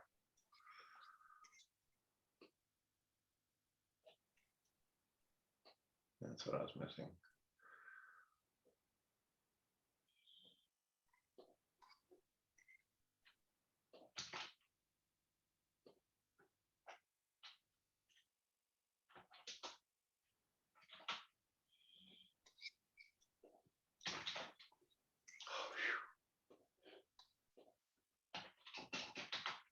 Oh, it's still not doing it.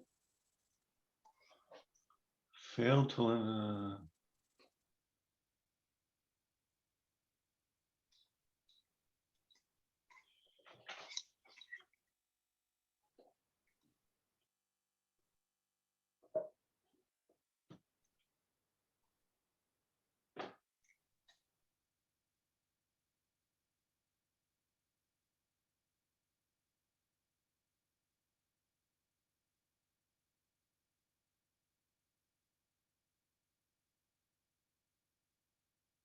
Uh-oh.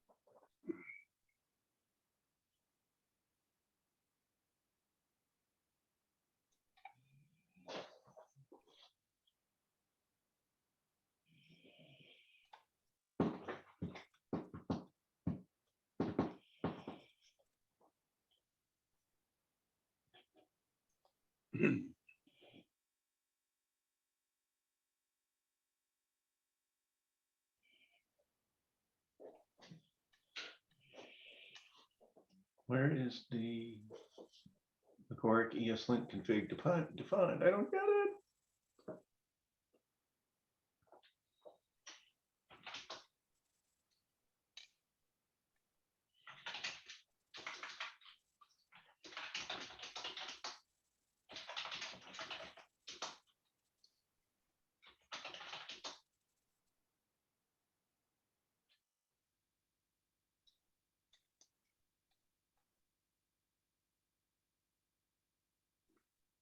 Dependencies agoric down.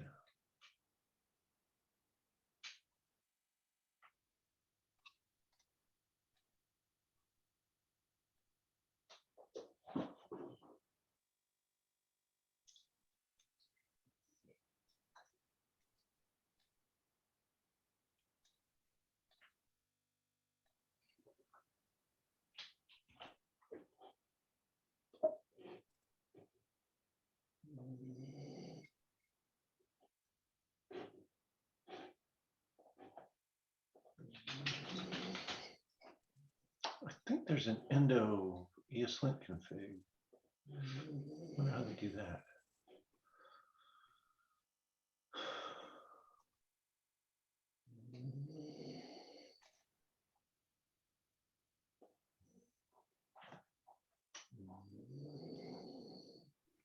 Extends endo. Interesting.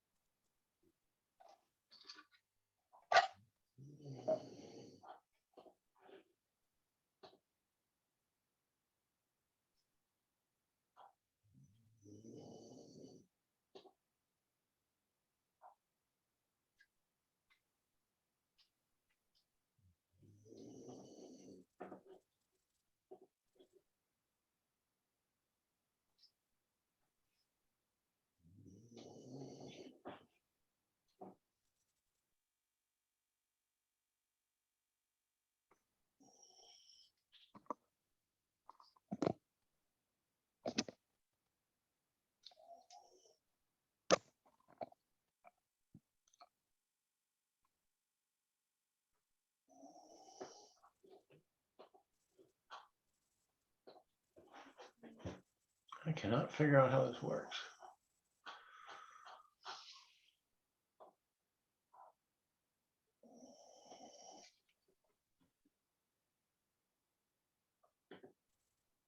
Oh. Ha. Packages. ESLint config. Package. Ha.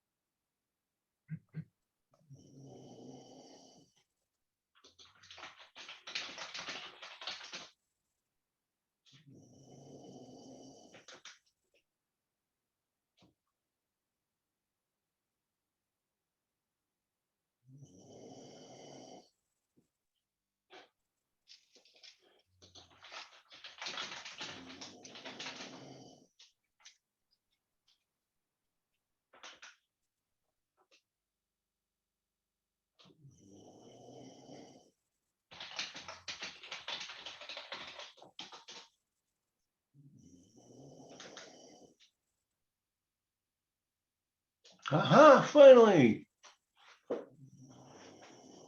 What a pain.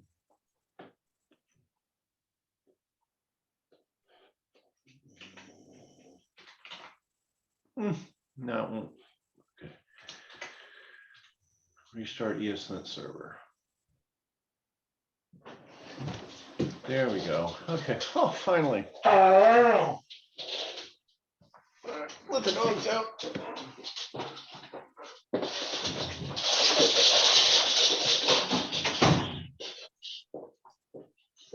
Yeah, getting those dev dependencies set up for something that does the right ESLint on save is valuable, but painful. I should save that somewhere.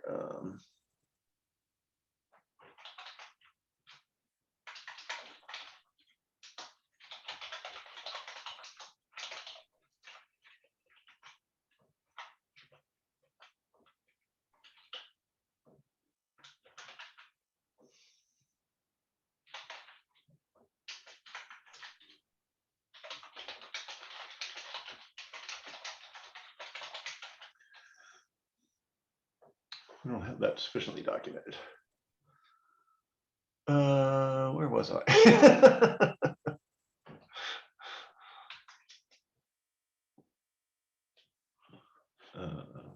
Oh yes, I was down here.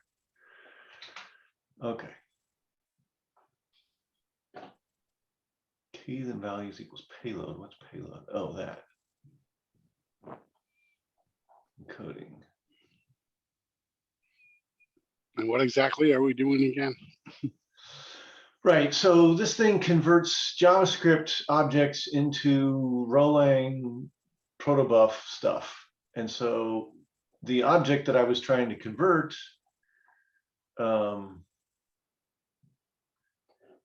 I'll do it again.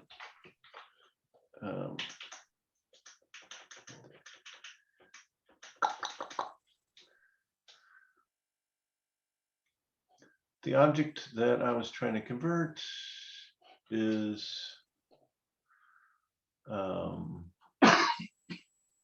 this object. So it's just a JavaScript object with 3 properties here. And so like, how do we want to spell that in rholang? It's pretty close to a rholang map, but as you know, and I was saying, okay, but how can we tell it the difference between a regular rholang map? And you were saying, you know, we could squirrel some, it's kind of like a type widget in there. And I was thinking, yeah, we could use a new distinguished unforgeable name that's hasn't been used before, and so that allows you to distinguish it from any other usage. Mostly. There's kind of the Hilbert Hotel problem, but I'm going to not tackle that for today. Anyway, we're just trying to convert this to rholang.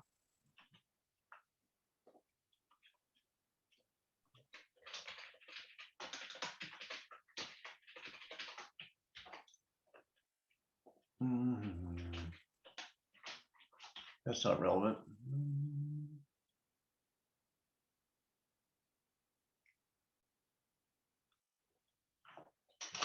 Okay, you can't, let's see, non-string keys.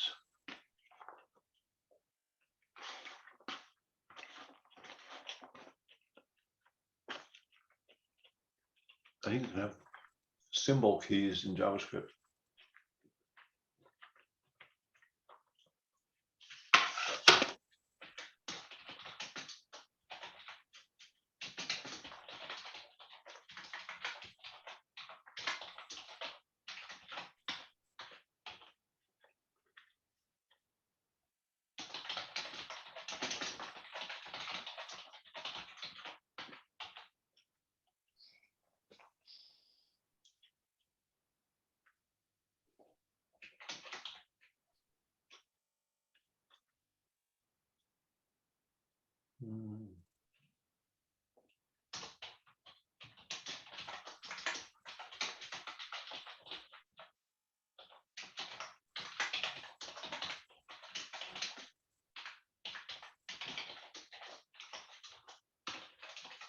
Maybe we don't need that.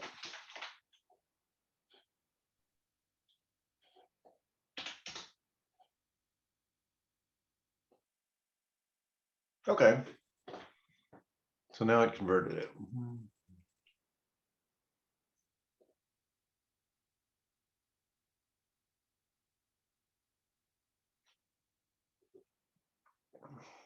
So then we would send CPT bootstrap over there. So now we should write some rholang to see what would we do with it on the other side when we got it.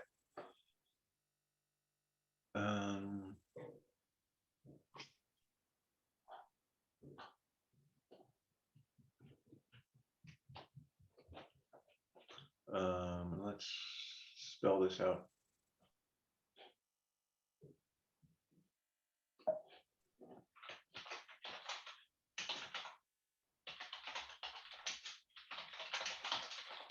Is there a way to specify the object depth?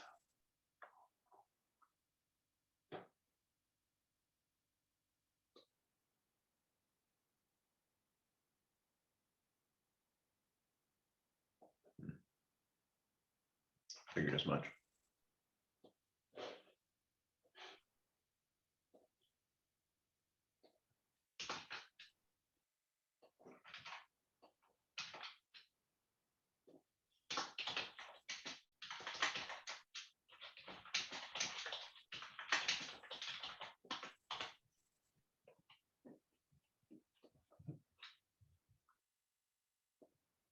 Come on.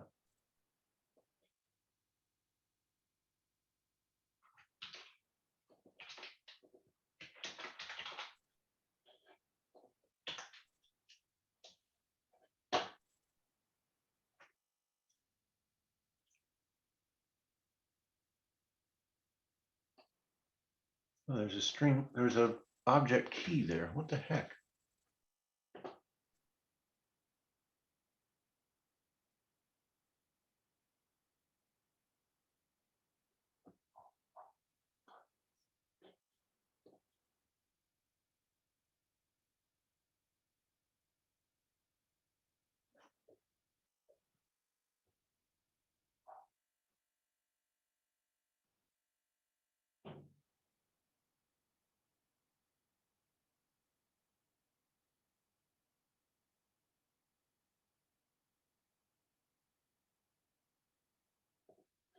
Let's run this in the debugger because we can do that in JavaScript.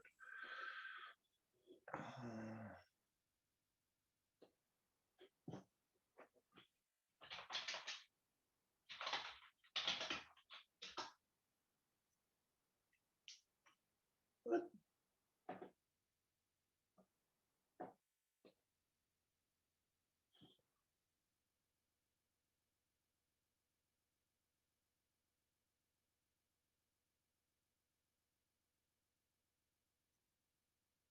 Well,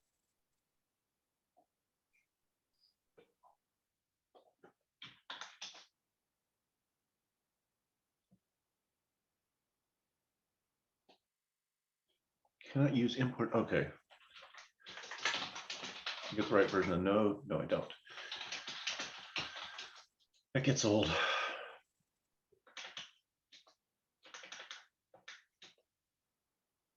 Okay. All right, what do we got for keys? Type epoch question ID. That sounds like what I would expect.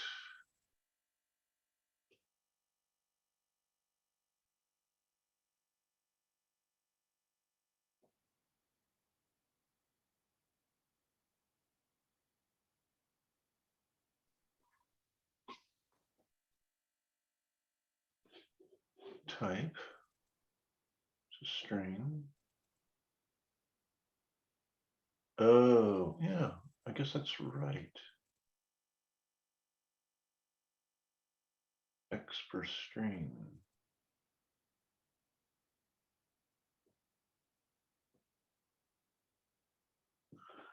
Okay.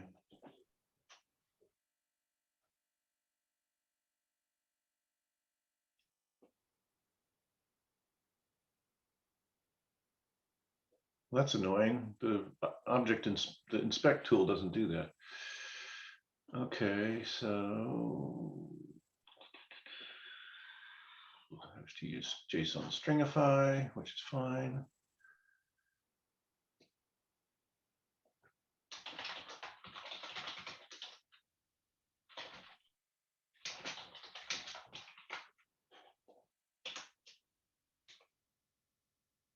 I didn't really want to run that in the debugger, but whatever.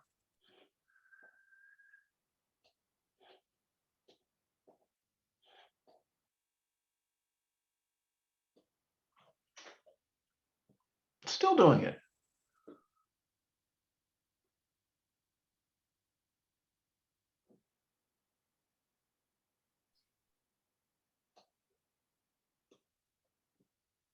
Okay, there's something I'm not doing right here.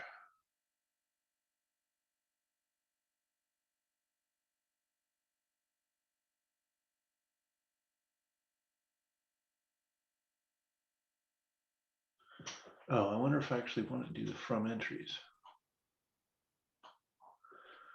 What's an expert map? Blah, blah, blah, blah.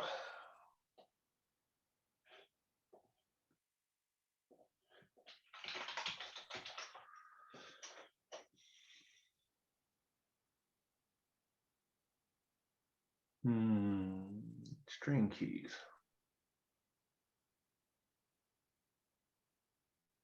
Okay. That's a little weird. Is that really right? Because I think, can keys only be strings in rholang and in a rholang map? Let's see.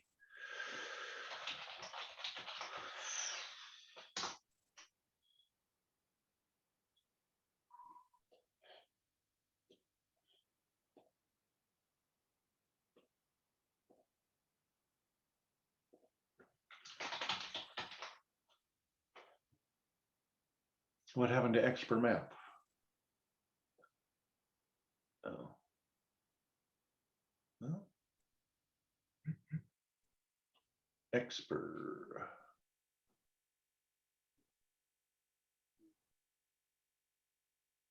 Emap.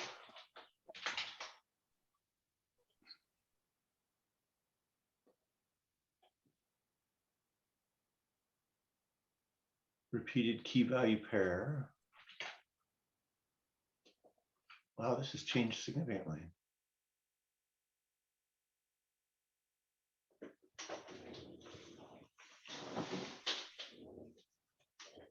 Par key and par value.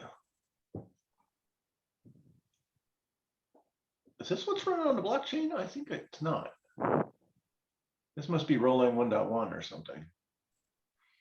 That branch is rholang 1.1.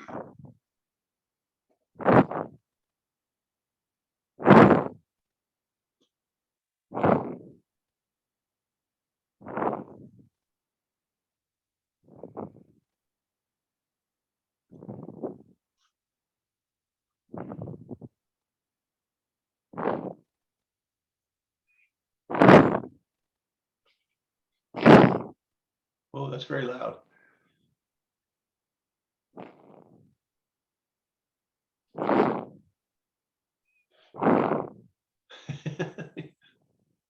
Sounds like a bellows in a fireplace. So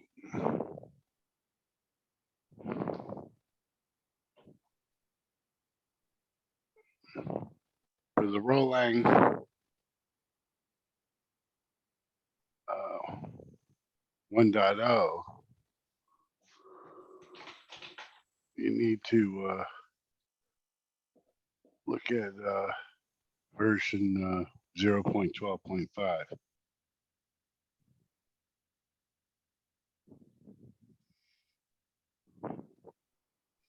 Or branch 0.12.5. Right. Okay, that was 2018. The line I'm looking at changed in 2018. EMAP. All right.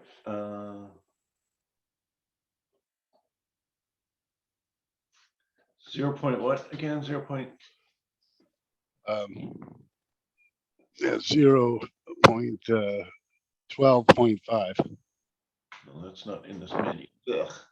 Oh, what? I'm Gotta not be sure. there. Okay, tags. Here we go. Tags. 0.2. Tags, not a branch. Okay. Get tag. I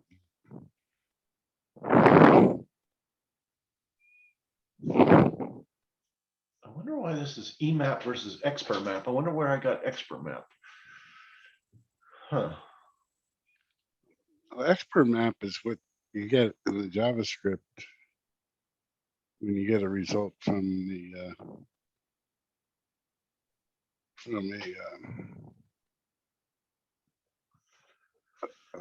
So I might be using a whole different protobuf stuff. This might be the wrong one.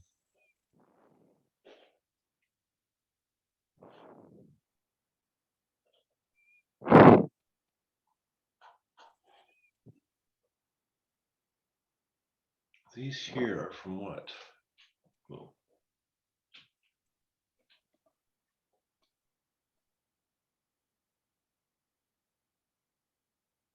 this is the open API stuff that you use with the web interface, which is relevant to what we want to do, I think. Maybe not. What are we trying to do? We're trying to submit a transaction.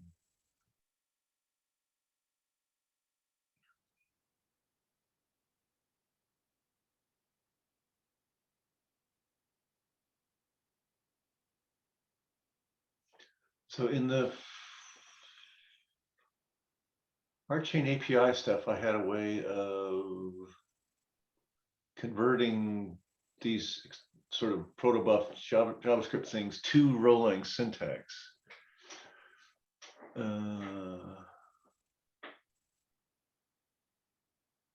right, which wasn't complete. No, but it doesn't need to be.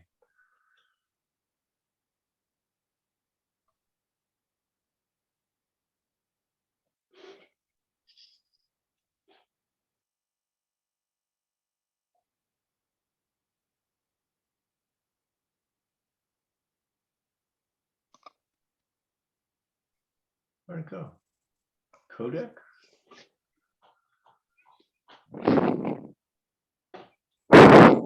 Whoa, it's very loud.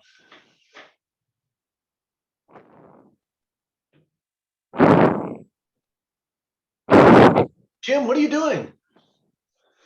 Did I make noise? You're breathing extremely loudly into your microphone.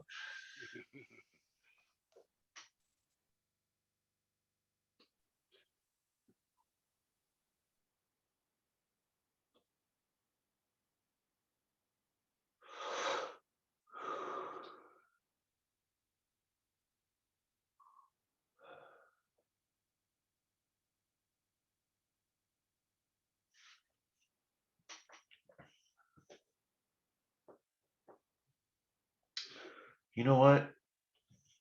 JS2Ro is the right project for this. That's the one that had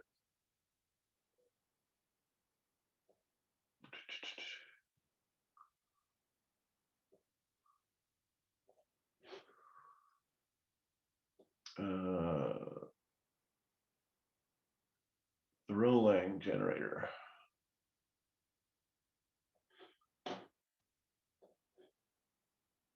Row builder.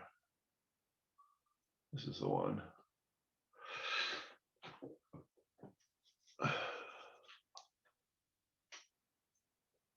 This is what we need.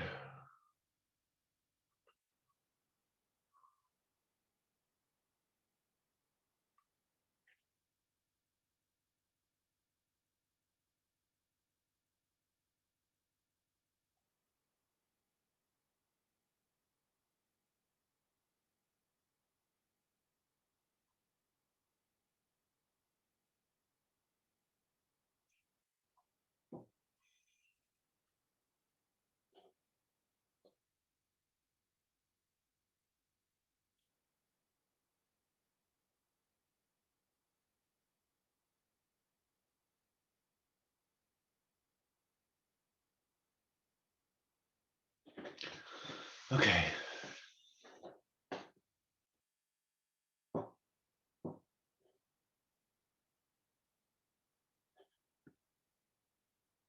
I'm going to try to use this stuff here.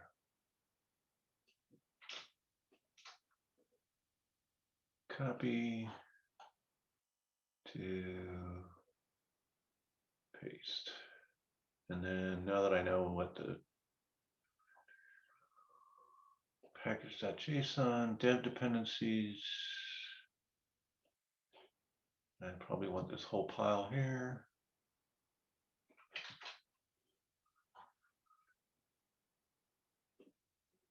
Oops.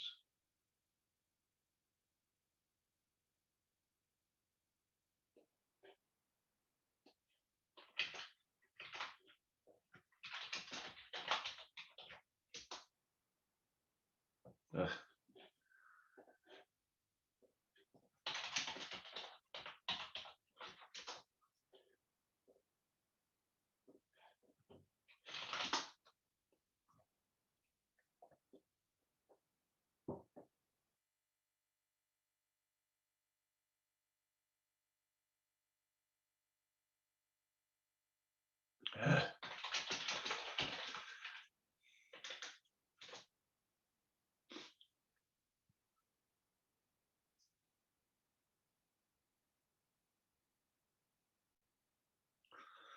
All right.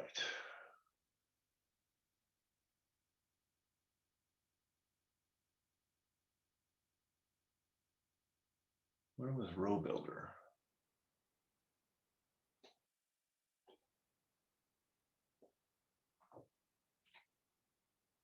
In rowbuilder.js, which is right there. Okay.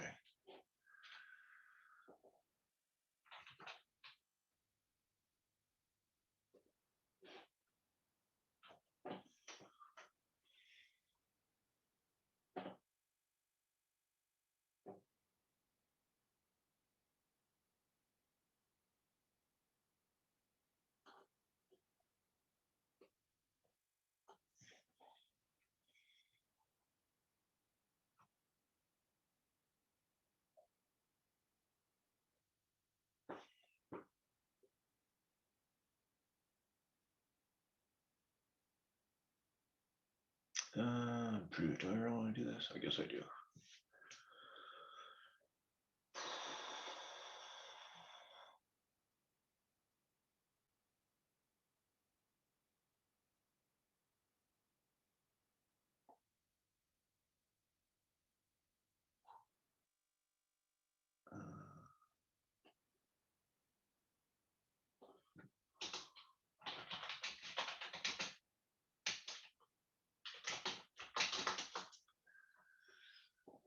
Stuff. Sounds.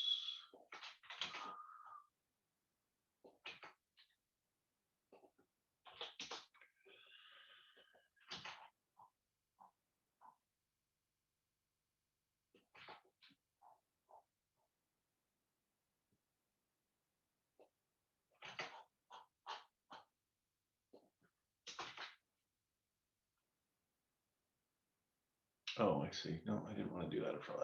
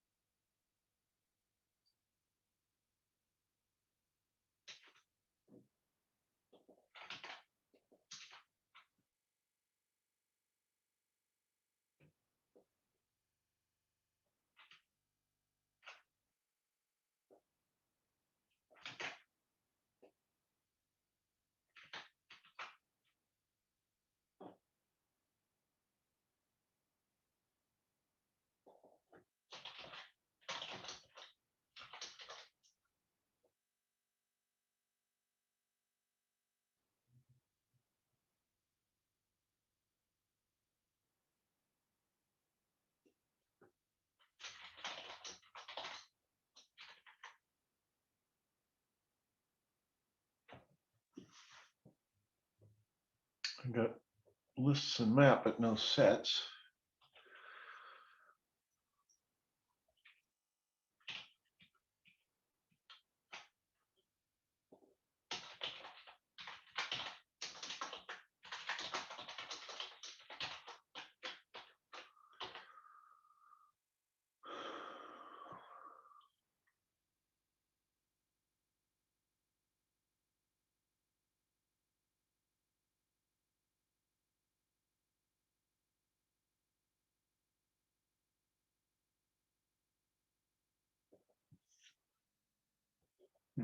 How does this work?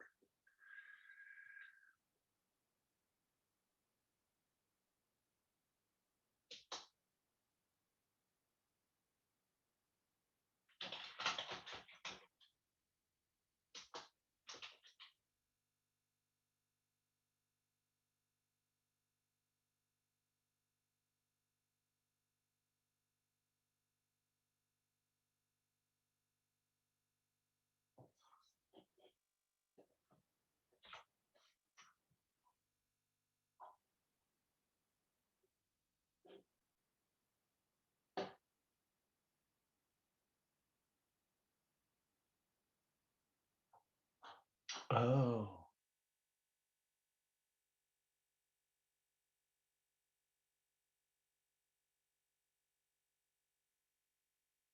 What?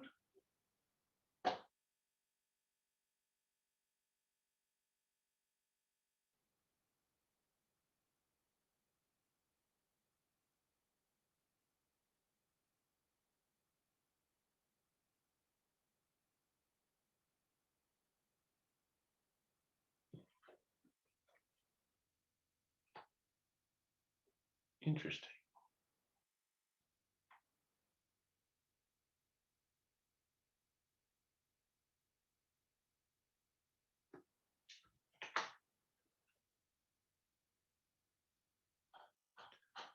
So map episode gives entries.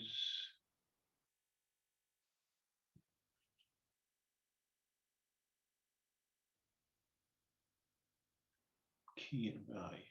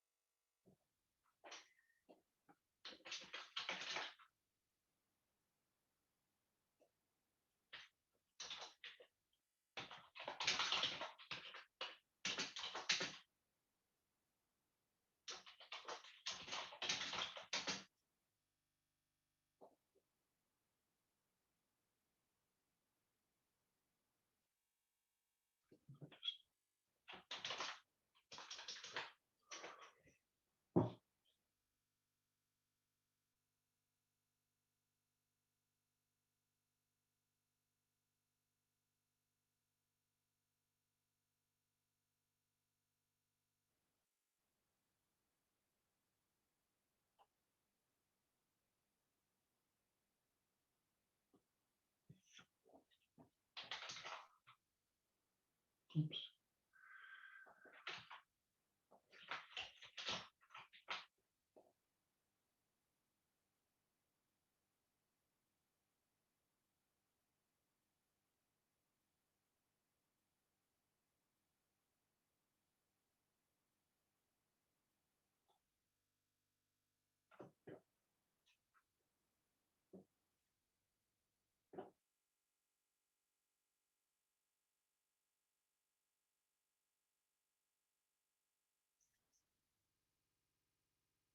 What's a Miranda? I've totally forgotten how this thing works. Oh, it's just something that can print itself, right?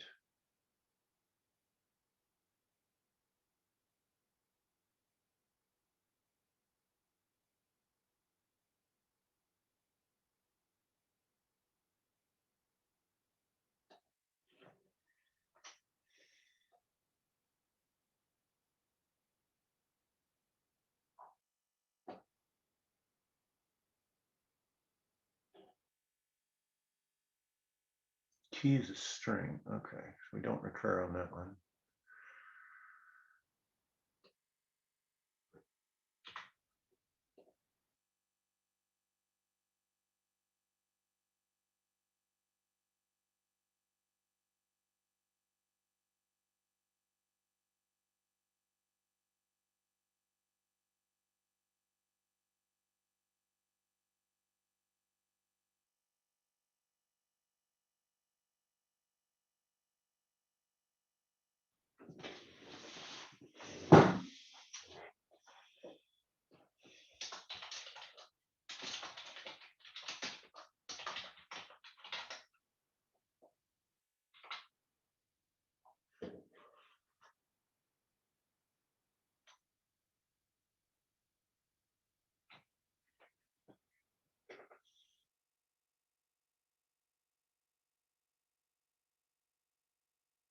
keys should be strings.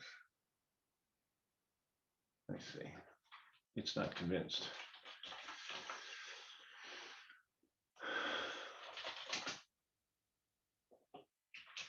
I think that's correct.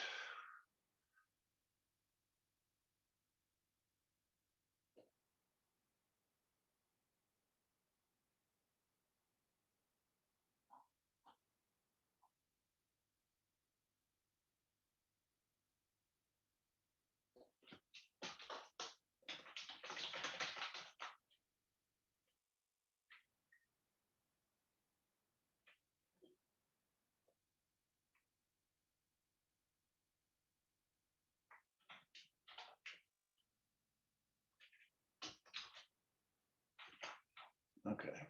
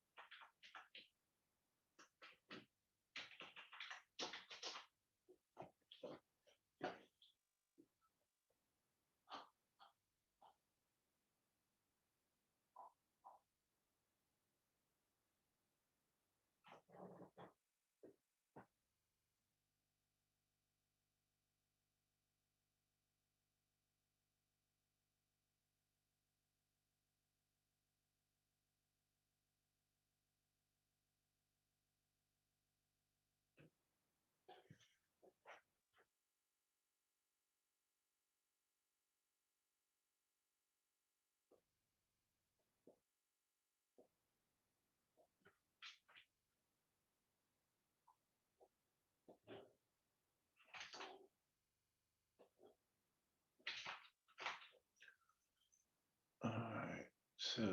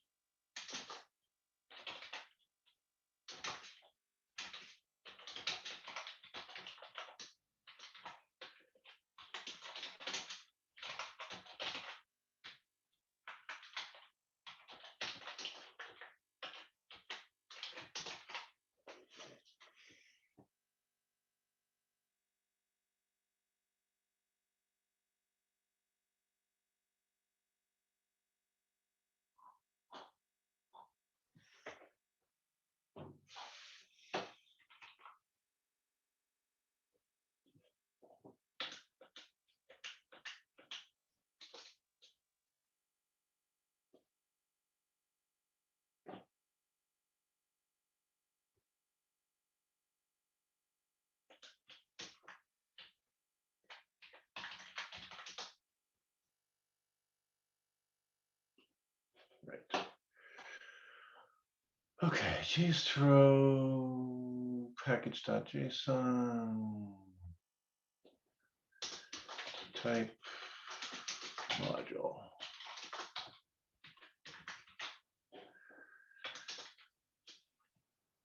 All right, yarn add endo init.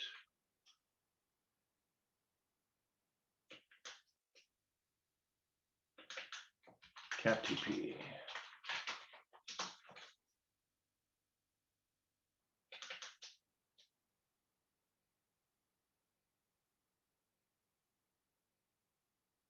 Why should I have to add agoric lockdown? Oh, I don't want to do sys install or install sys or whatever. I want to do.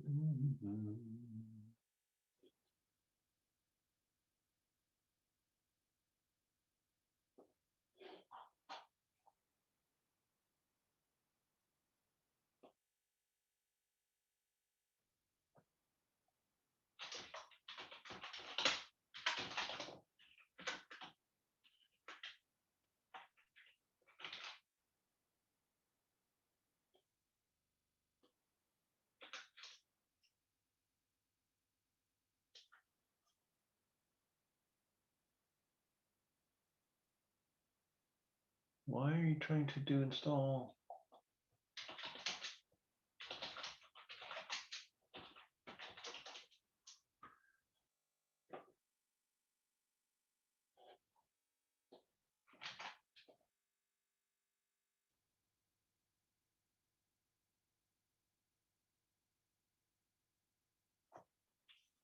Oh, I see. Row builder.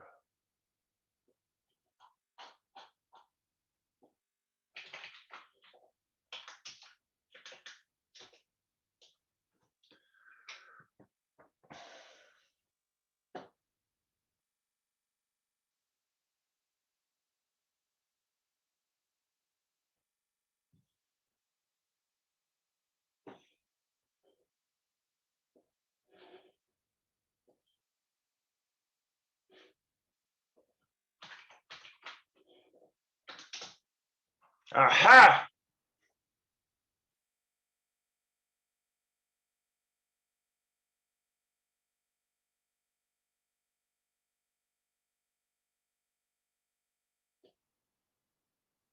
There's the rholang version of it.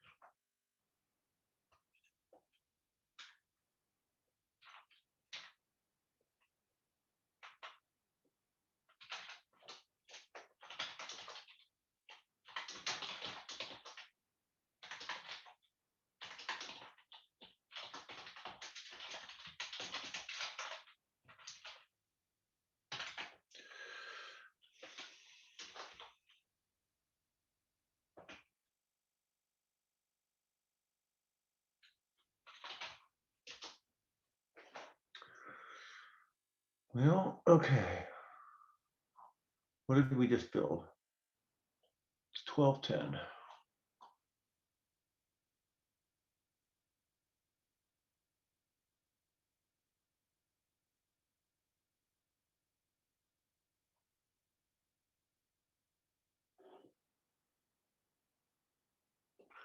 So the capTP tool, when you want to send to rholang,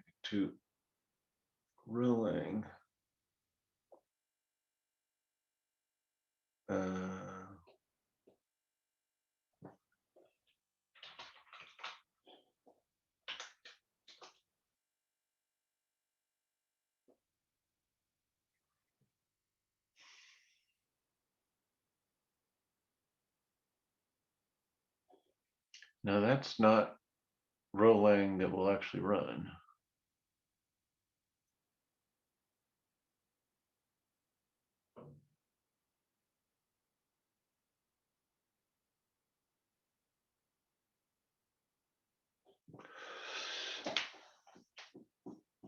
Which brings us to the next layer. The that TP layer.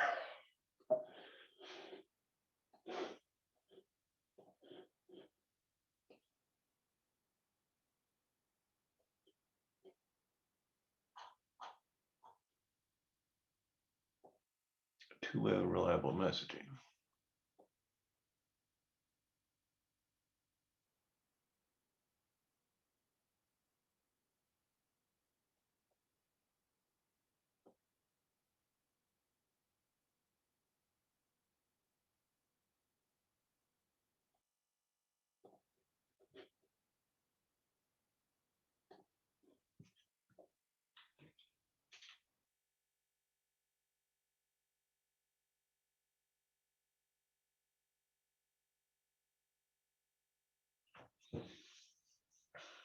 What should I call it? It's sort of FTP or it's sort of peer messaging. Oops.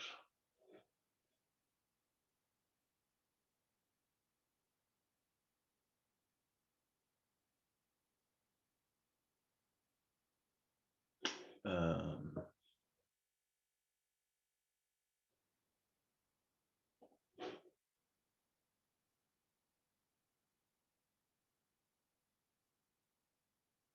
is it a message queue or just? Yes, it is.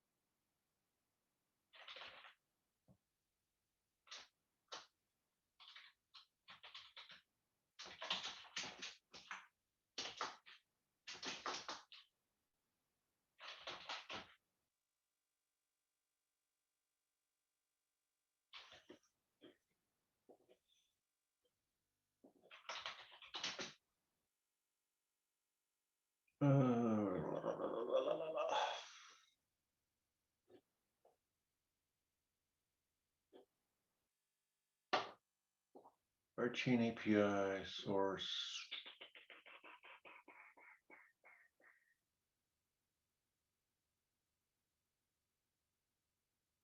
Oh no, there it is.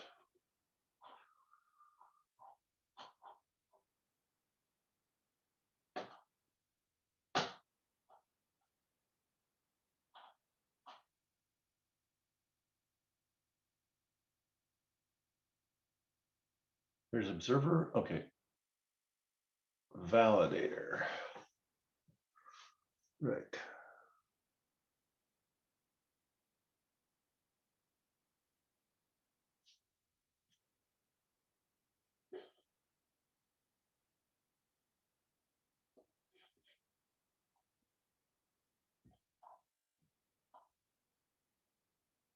Yeah, what we're doing, trying to do is similar to this proxy stuff. Sign, deploy, get block with deploy. That's the one we want.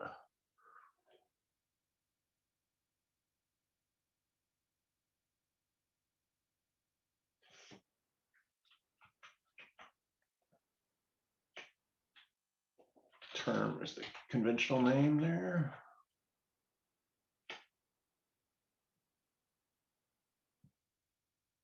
Wow, we need a validator and an observer to do this. I guess that makes sense. And an account for signing.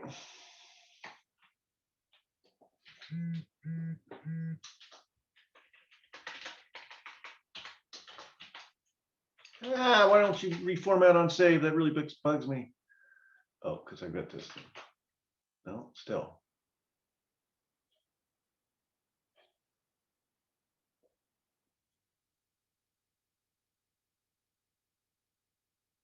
Oh, ESLint configuration. Right.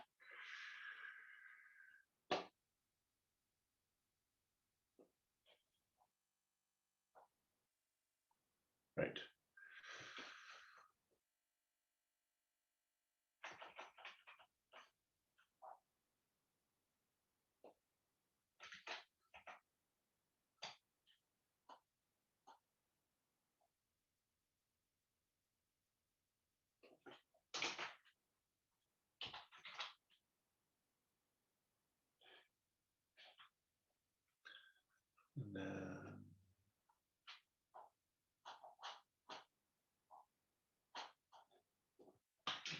using that.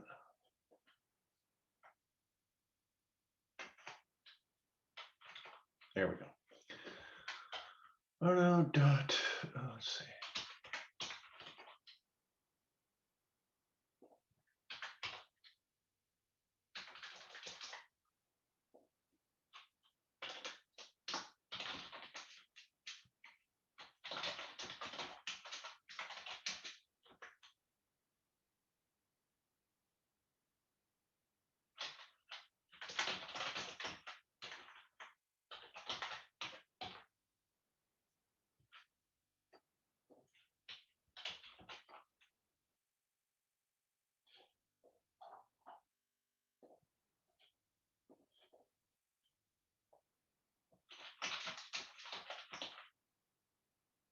Oh, what a pain. Okay, now I can yarn link the thing.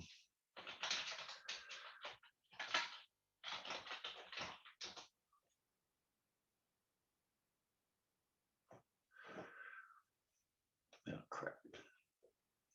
That's some totally old version of rchain-api that's got all kinds of crap in it. Doesn't work.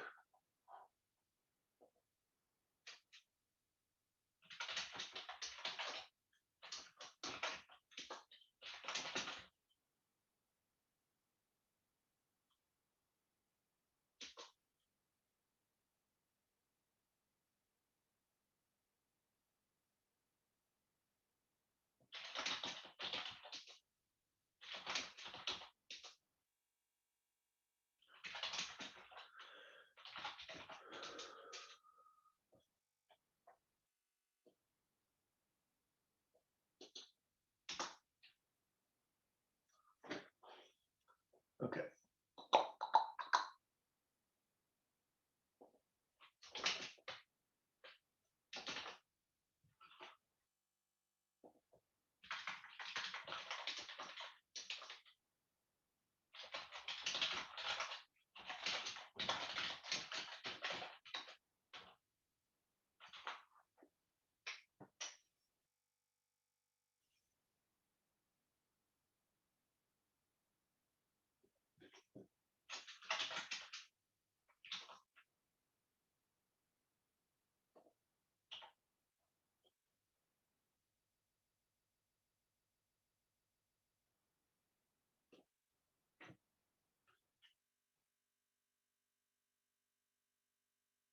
Where did proxy go?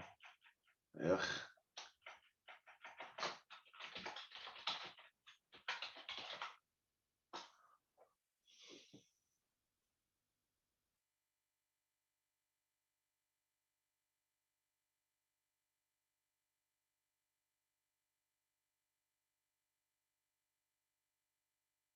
that doesn't actually get me the result.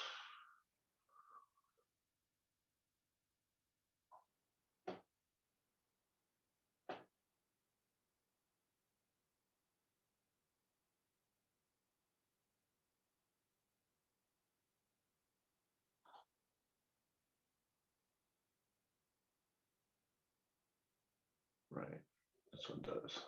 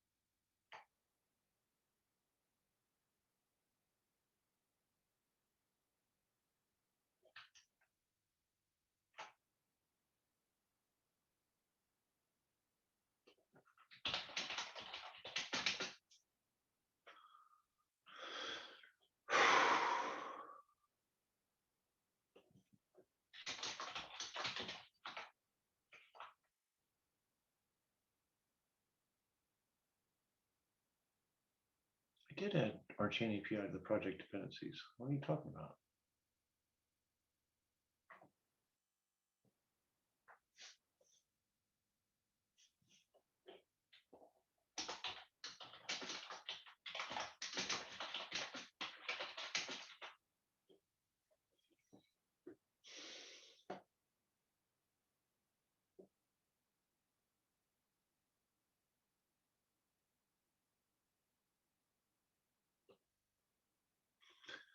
So that's how we send a message.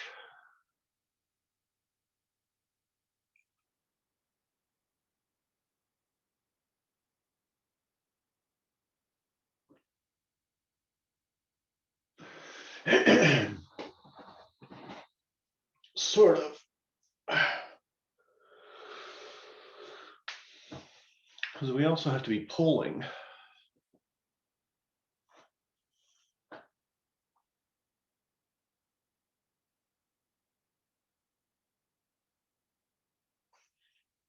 I forget whether listnet deploy. Yeah.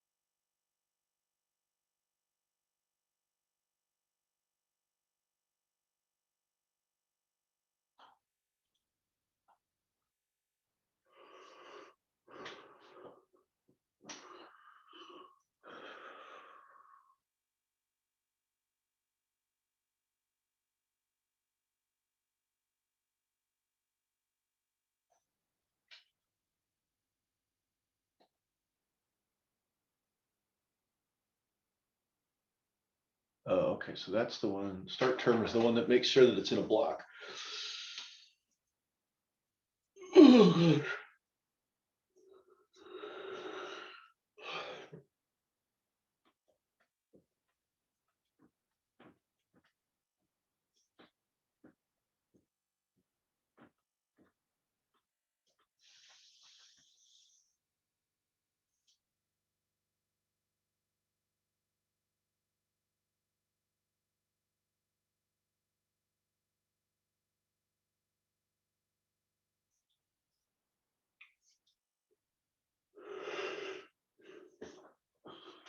Well,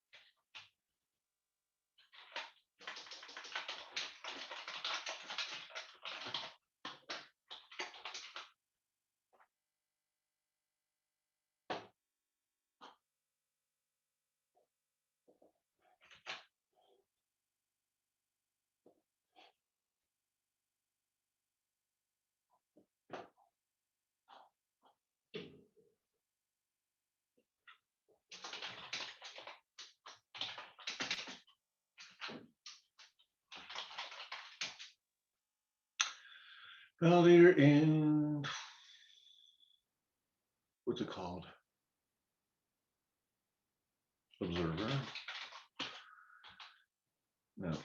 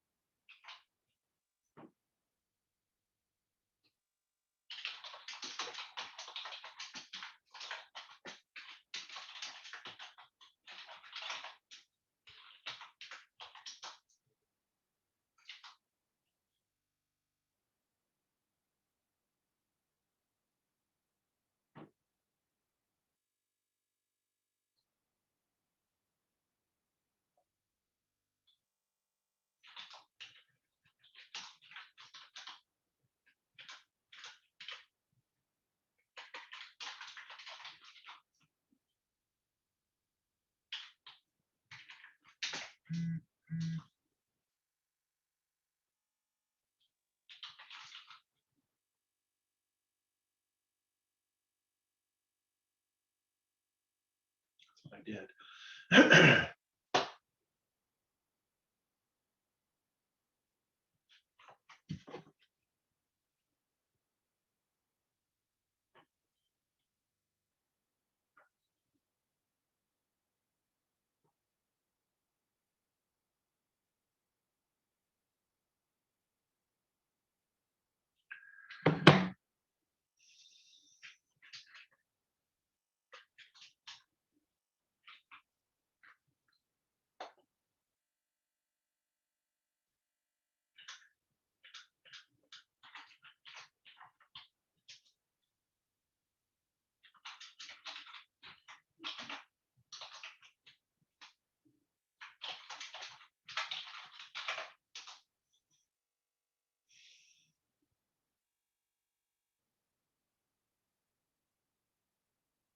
Doesn't?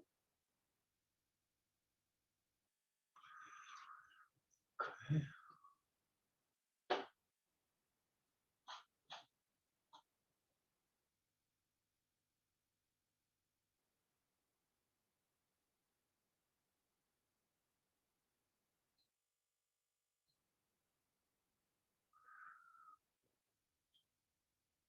Main index.js. Yes, it does. Row expert right there.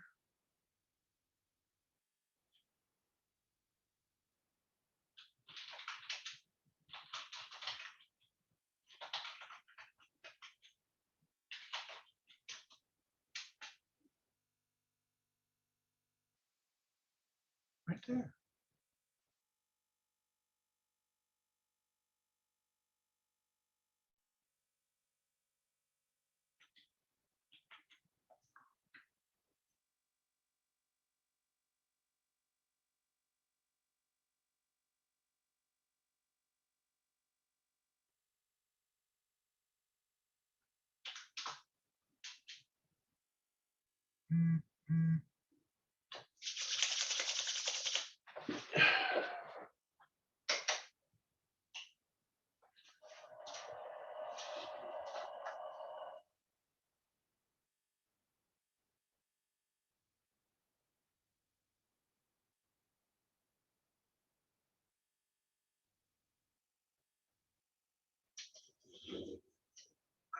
It's really annoying.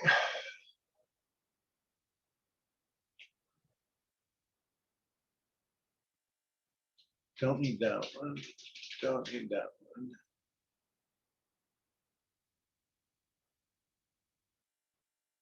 Not exported. Okay.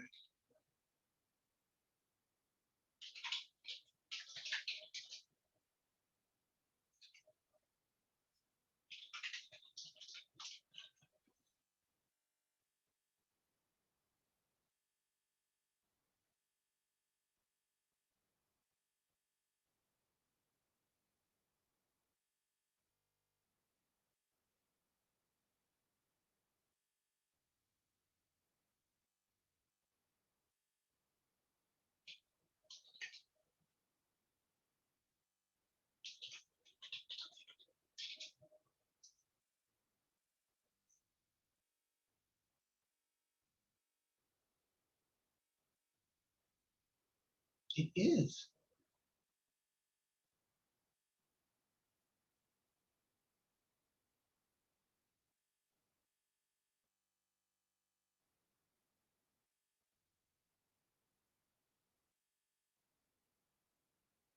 It's not. What the heck happened?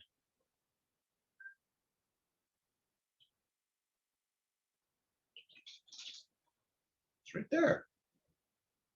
Oh, it errored out.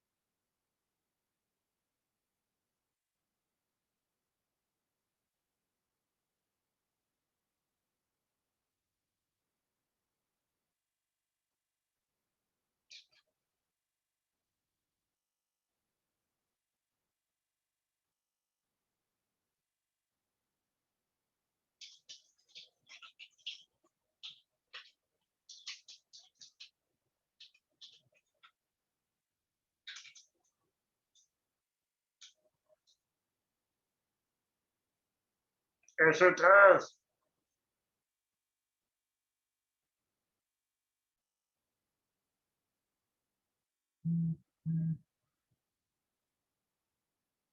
This guy's happy.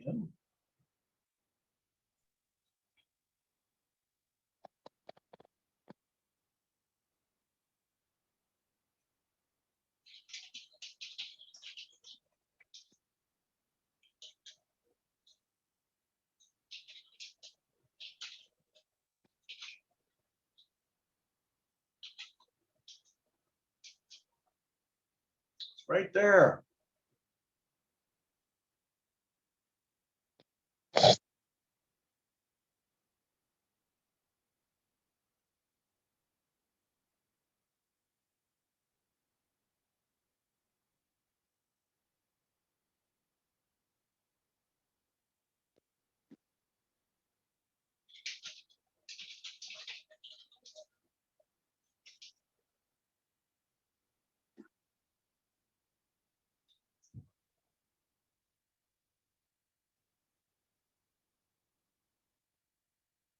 They don't want either of those.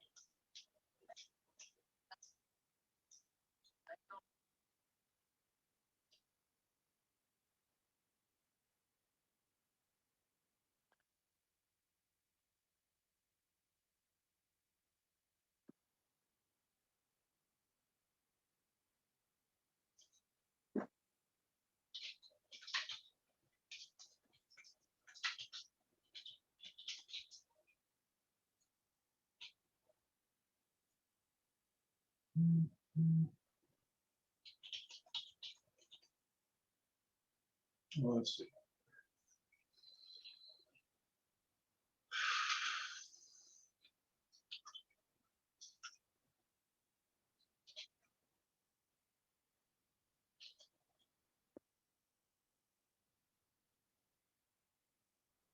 Start terms and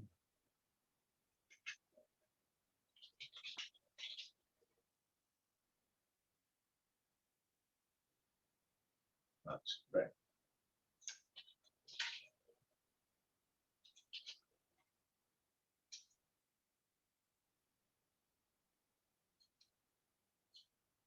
That it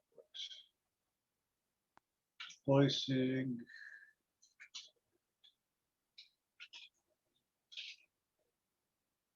And row expert.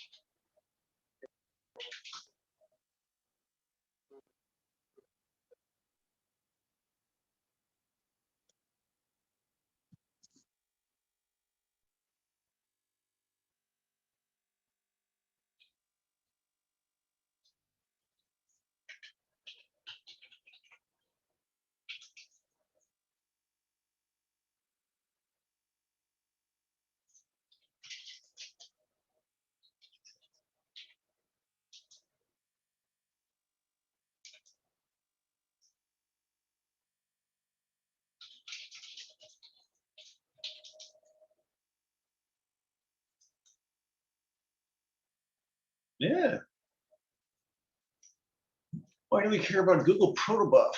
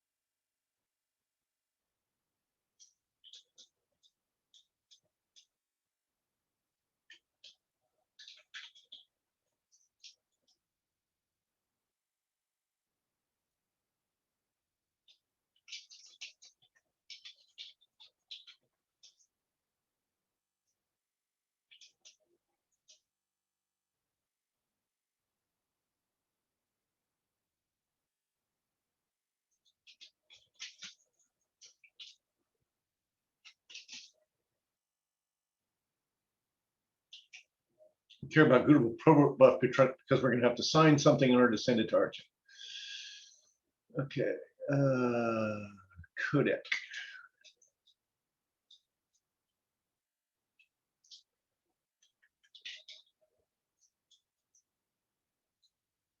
Oh, look at that. Now we got all of our imports ironed out. I had to just copy huge parts of my rchain API into this project. What a mess.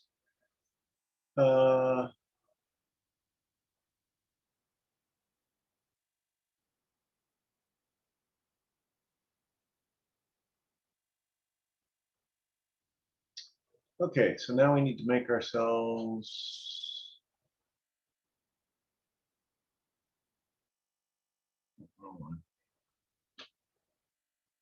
Right, now we need a validator and an observer. How do we get a validator and observer? Oh,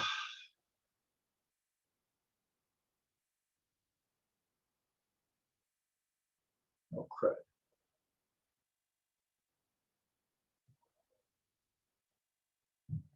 Oh, wow. Vendor Jessica's already there.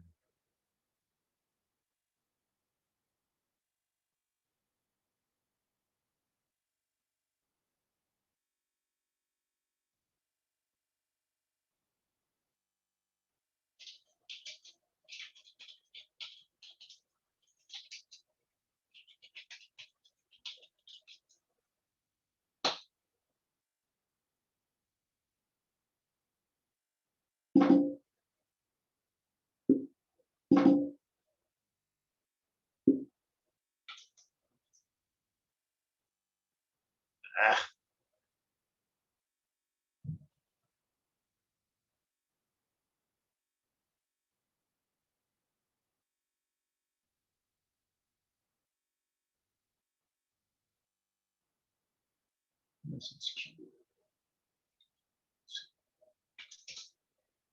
Okay. And how do we get a validator?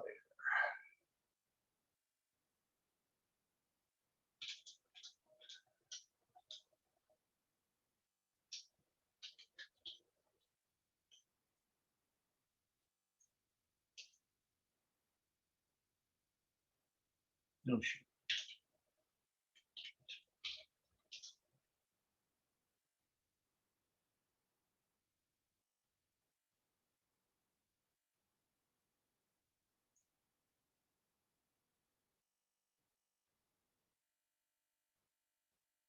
We just need to provide it fetch.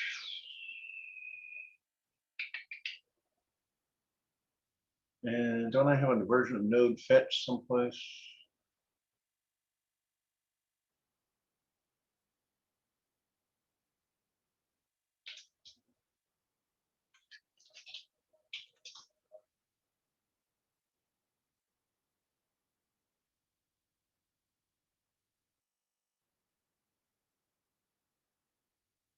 Curl, probably.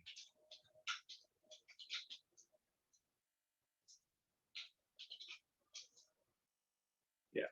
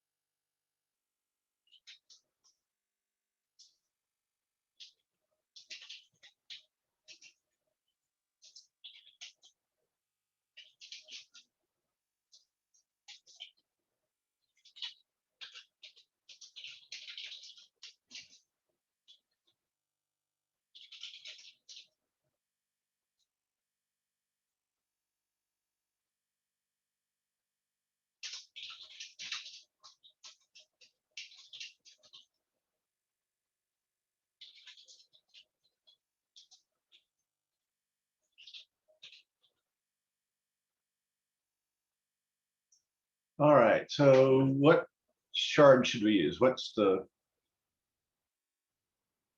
do you happen to have a, should I use DevNet or whatever?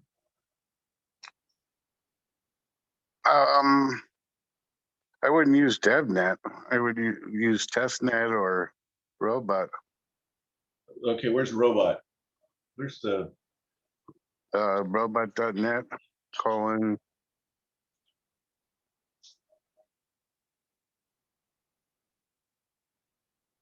Is that community connected to this thing somewhere? Yeah. What do you have selected there? You have mainnet selected. Robots one. Robot, that's one we're running.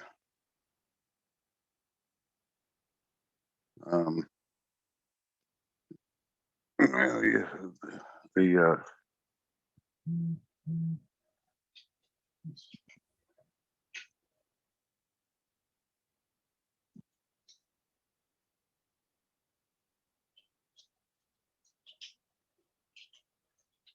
That's how that works.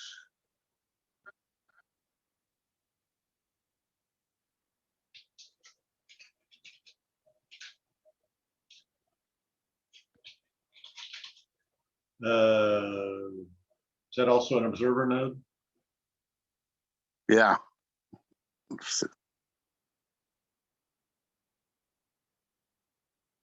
Okay, to make an account.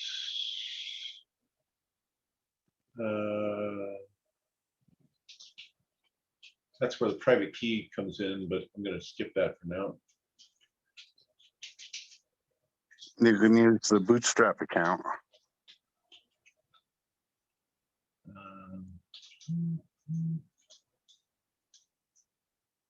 Let's see how far this gets me. Curl.js. Screw that.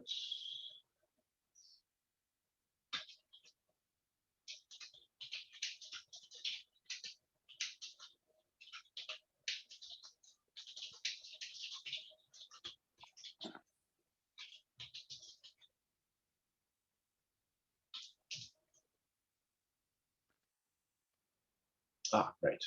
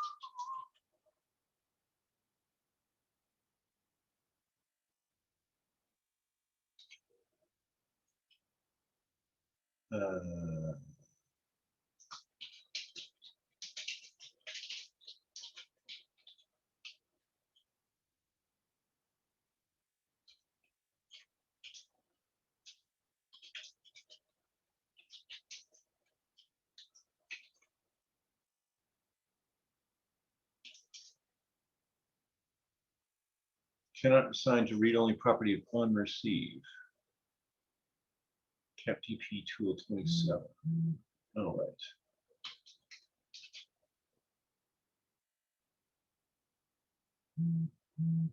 Oh. Let's do this.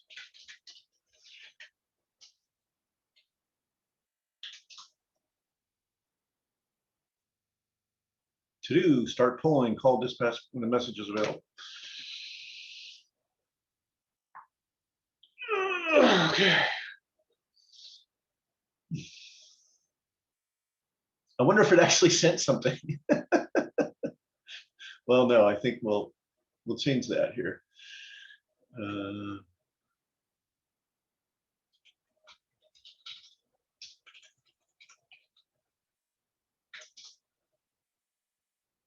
Count not signed is not a function. Okay, we didn't tell it how to sign our messages. How do we make an account for signing things? What did I have on that?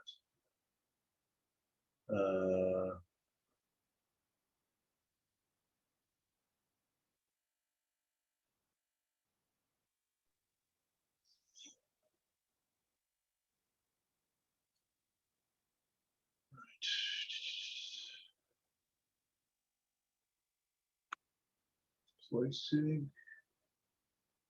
We make an account. You use the Bootstrap account. Right, but I'm trying to figure out in this API how I do that. Did I have any tests that did that?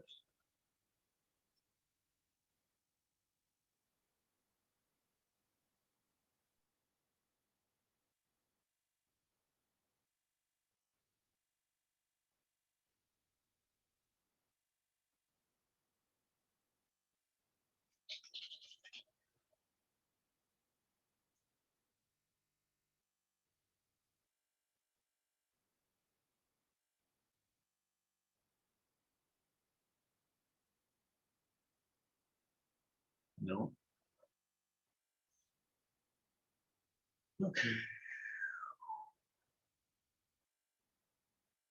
This signing API is a little twisted.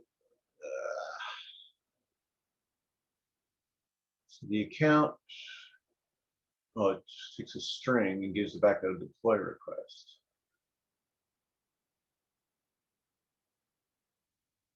How's that work?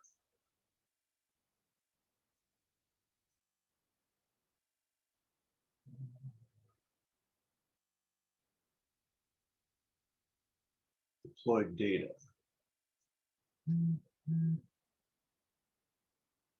Oh, start term was supposed to help us with that.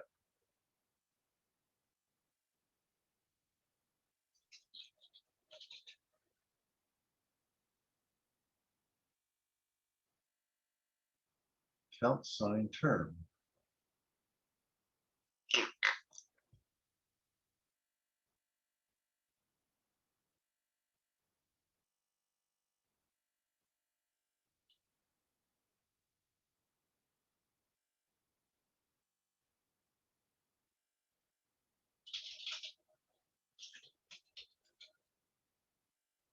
Here we are. Make a count. That's what we need.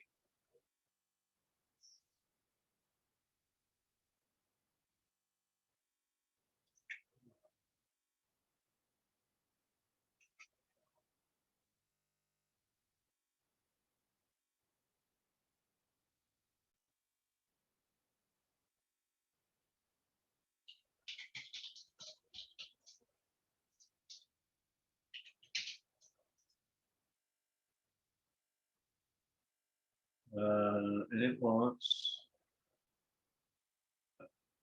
PK hex. We'll get to that in a minute. Observer, which we have.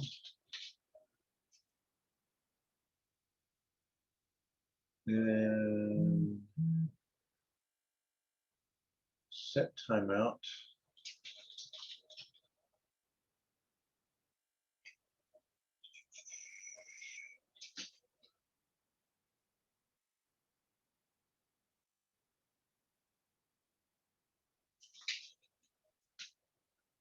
And clock.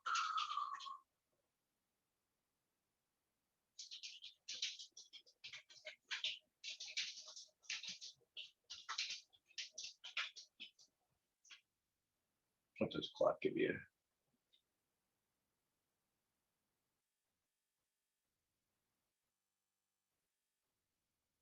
Oh, it's a number.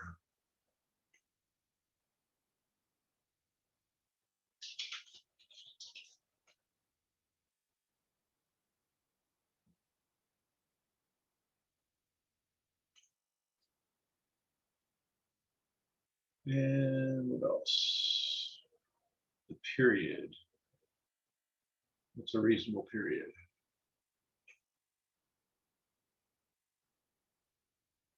Oh, you don't have to give the period. But I do have to give the, well, that says,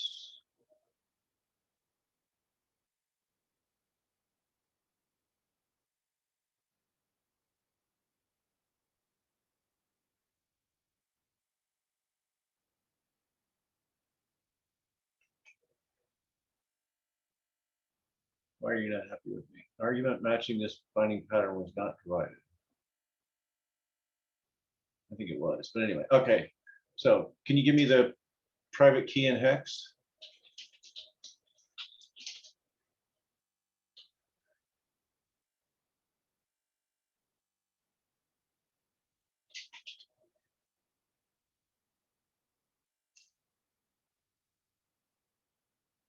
Jim, you said you have a Bootstrap account? Yeah. Okay, but the unit sec.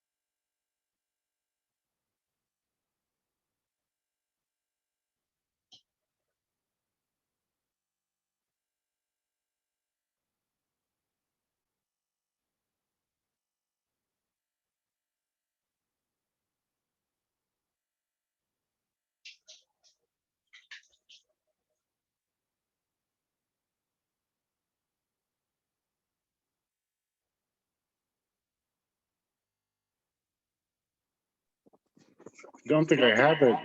Heck.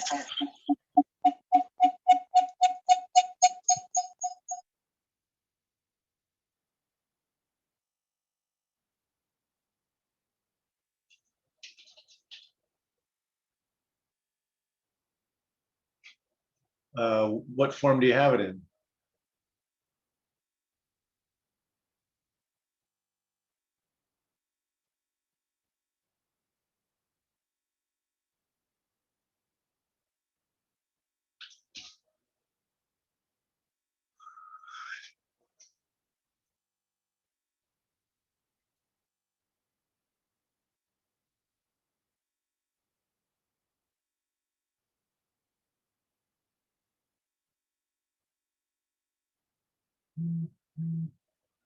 I think it actually worked.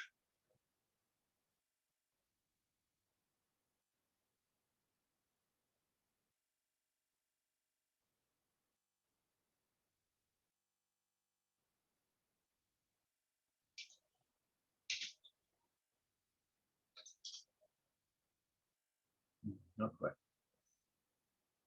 Unexpected end in Joseph.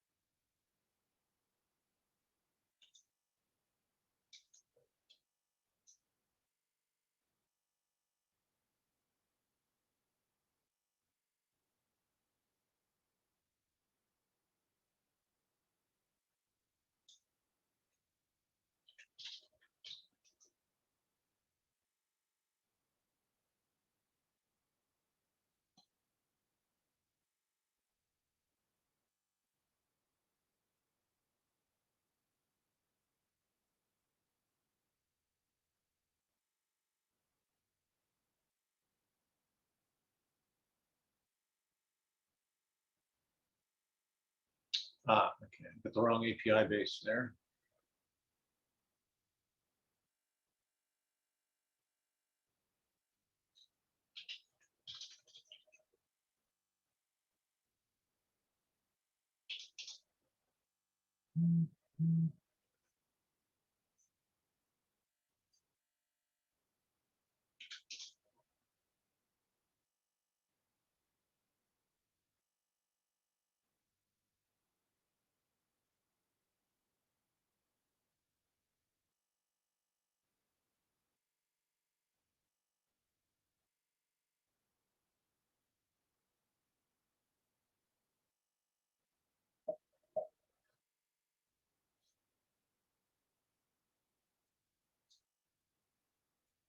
The heck?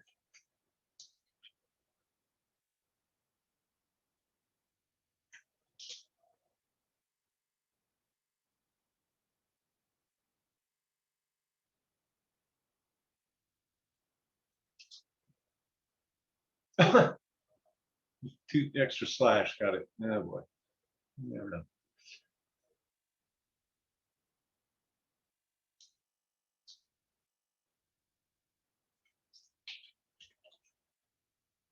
Picky, picky.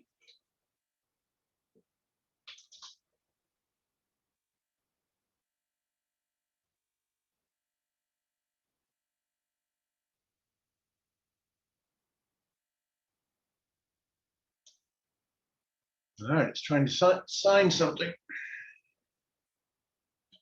So, oh, there you go. You gave it to me.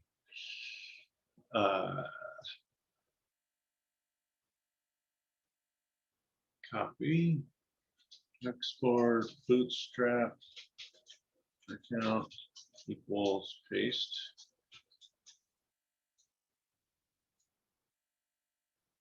Look at that.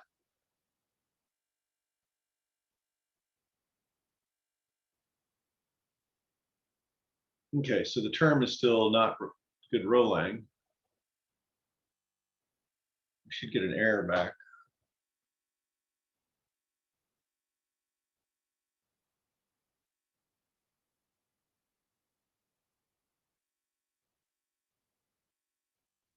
All right, well, that was somewhat successful.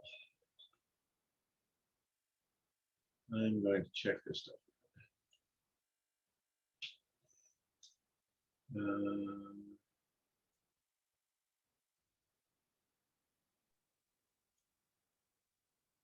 Did we actually deploy something?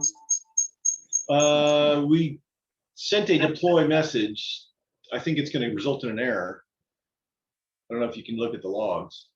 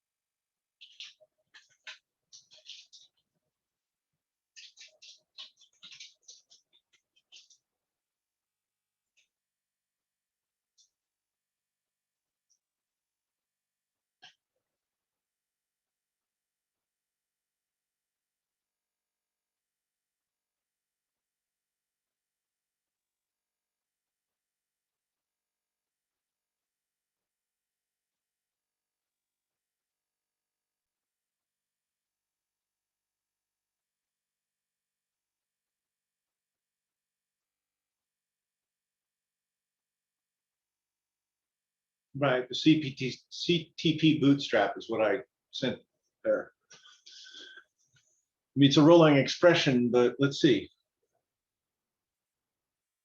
Yeah, I guess you can just deploy expressions. And you can just send the number 1, right? Won't do very much, but it's a process.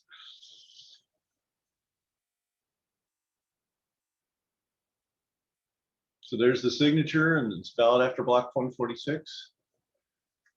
So yeah, we actually sent our first capTP message. Not quite in the right envelope.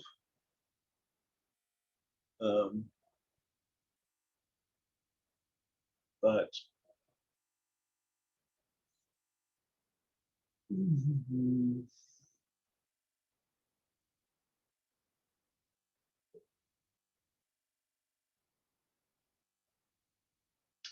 so this,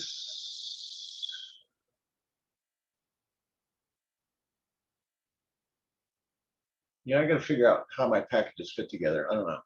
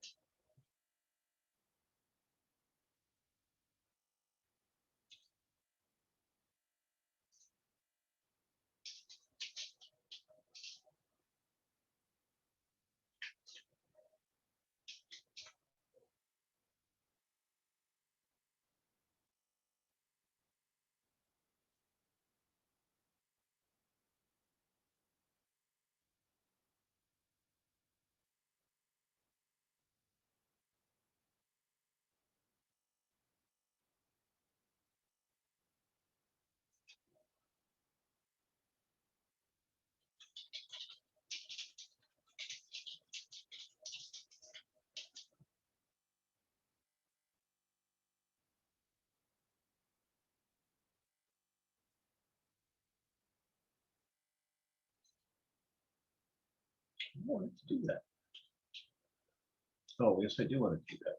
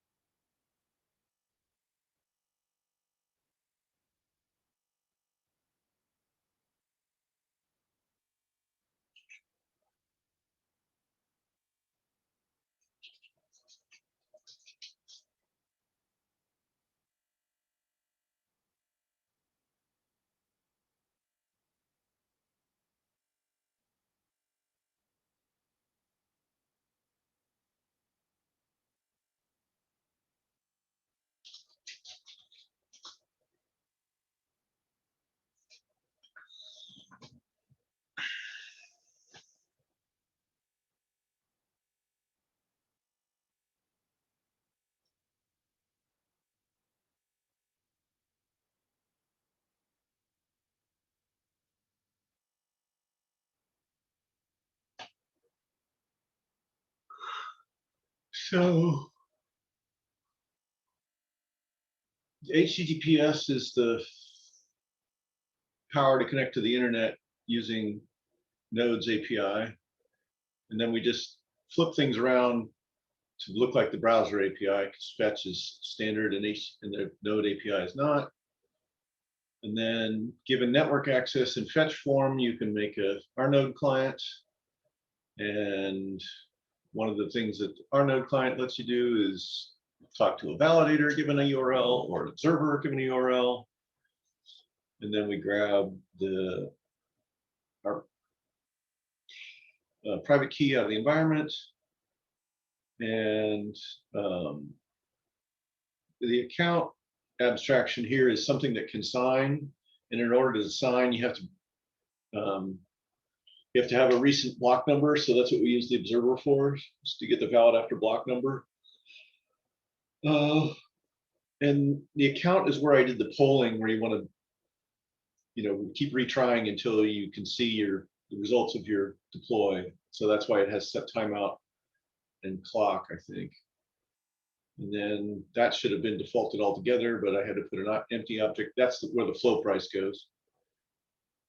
And then, so all that is the rchain-api so far. And then make peer is where our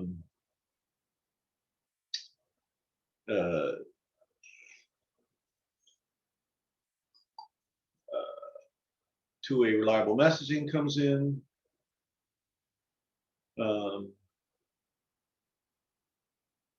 And then you can make a given connection, which is the thing that will keep track of unacknowledged replies and stuff. So that is the sort of VATTP layer, reliable messaging layer.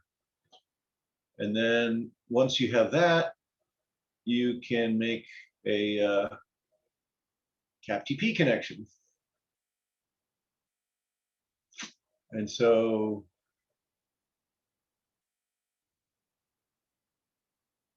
I tried to call, we didn't await that. I tried to look up stuff on the remote bootstrap object. There isn't a remote bootstrapped object, so it should have failed and stuff. But what happens if we add an await here?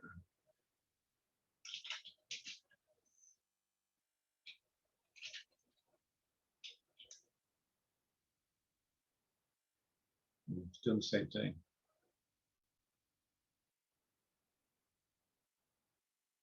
Oh, but we shouldn't. Let's see.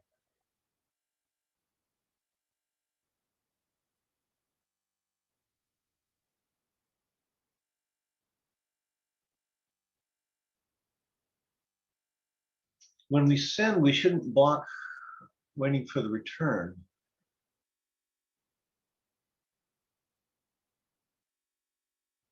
I wonder why it does that. Maybe I got it wrong here in message queue. I made that an async thing that waits for the results, but it could be that I should have just sort of queued it. I have to think about that.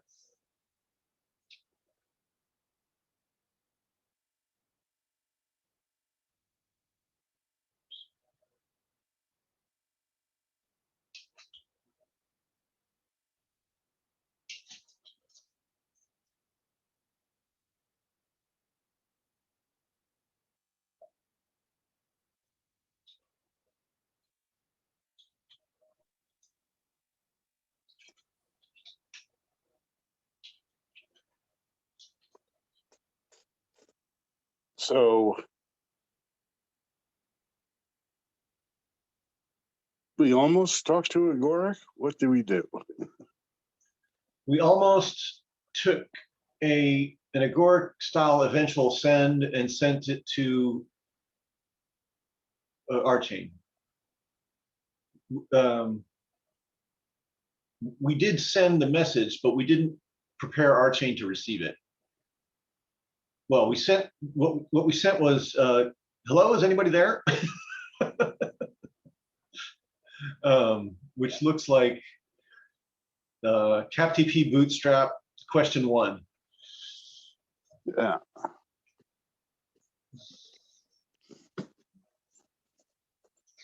And so it should have been an asynchronous message, and then rchain can eventually say, oh, here's the answer to question 1. Here's the bootstrap object. But it's all supposed to be asynchronous. So this is the thing we almost did. So you would have a promise, I guess. Right.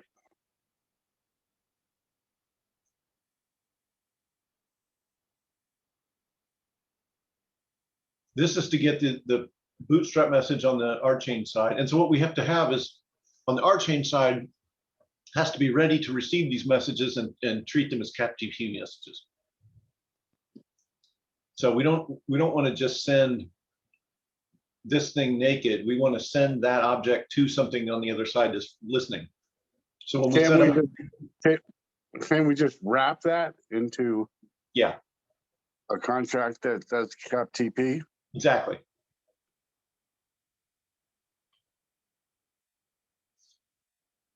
So we have to take the capTP code,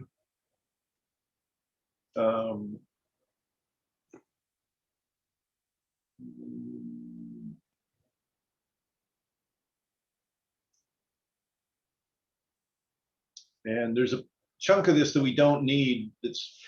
But we have to convert about 700 lines of JavaScript, probably about 500 lines of JavaScript to rholang. Ouch. It shouldn't be bad. No.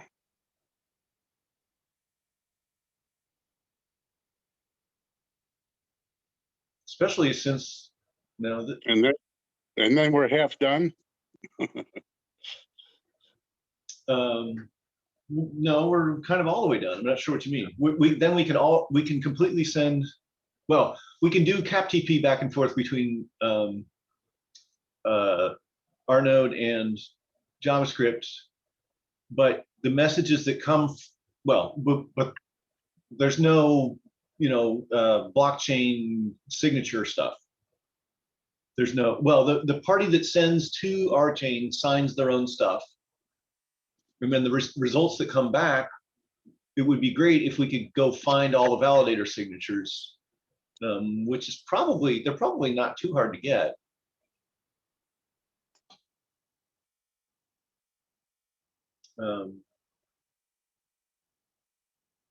They're probably in the stuff that comes back, right?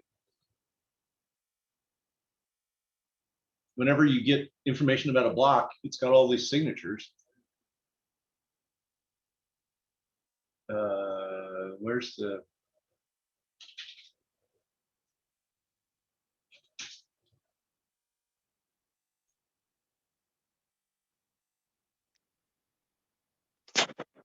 block/hash? So here's the block hash.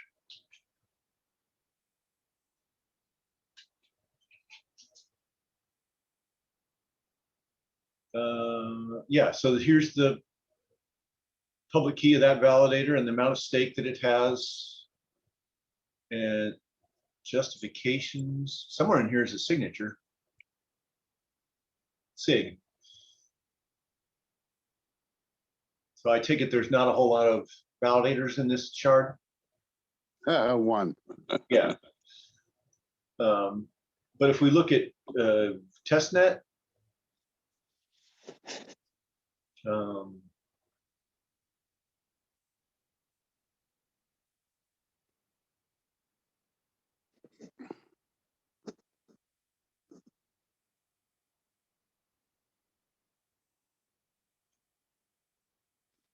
that gives us block hash here. And then we do block of hash, try it out. Hash, execute. Then here's all this. So there's probably 1, 2, 3, 5 validators. Where are the signatures? There's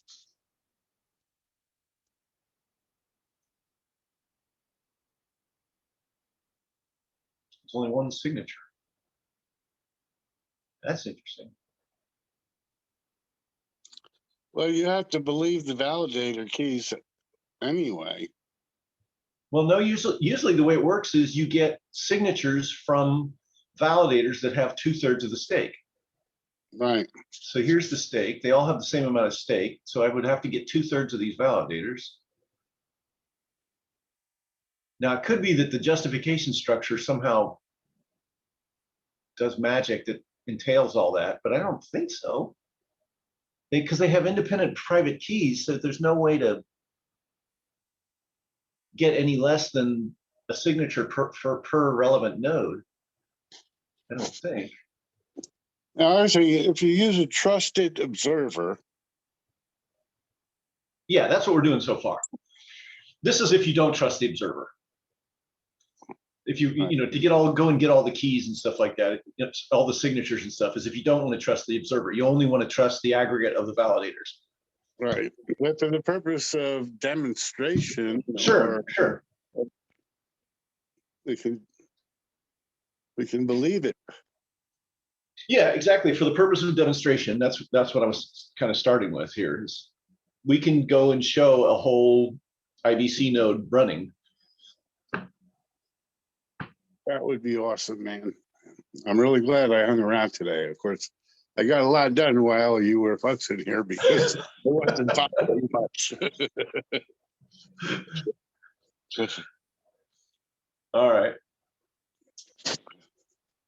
Well, I gotta go. All right. Well,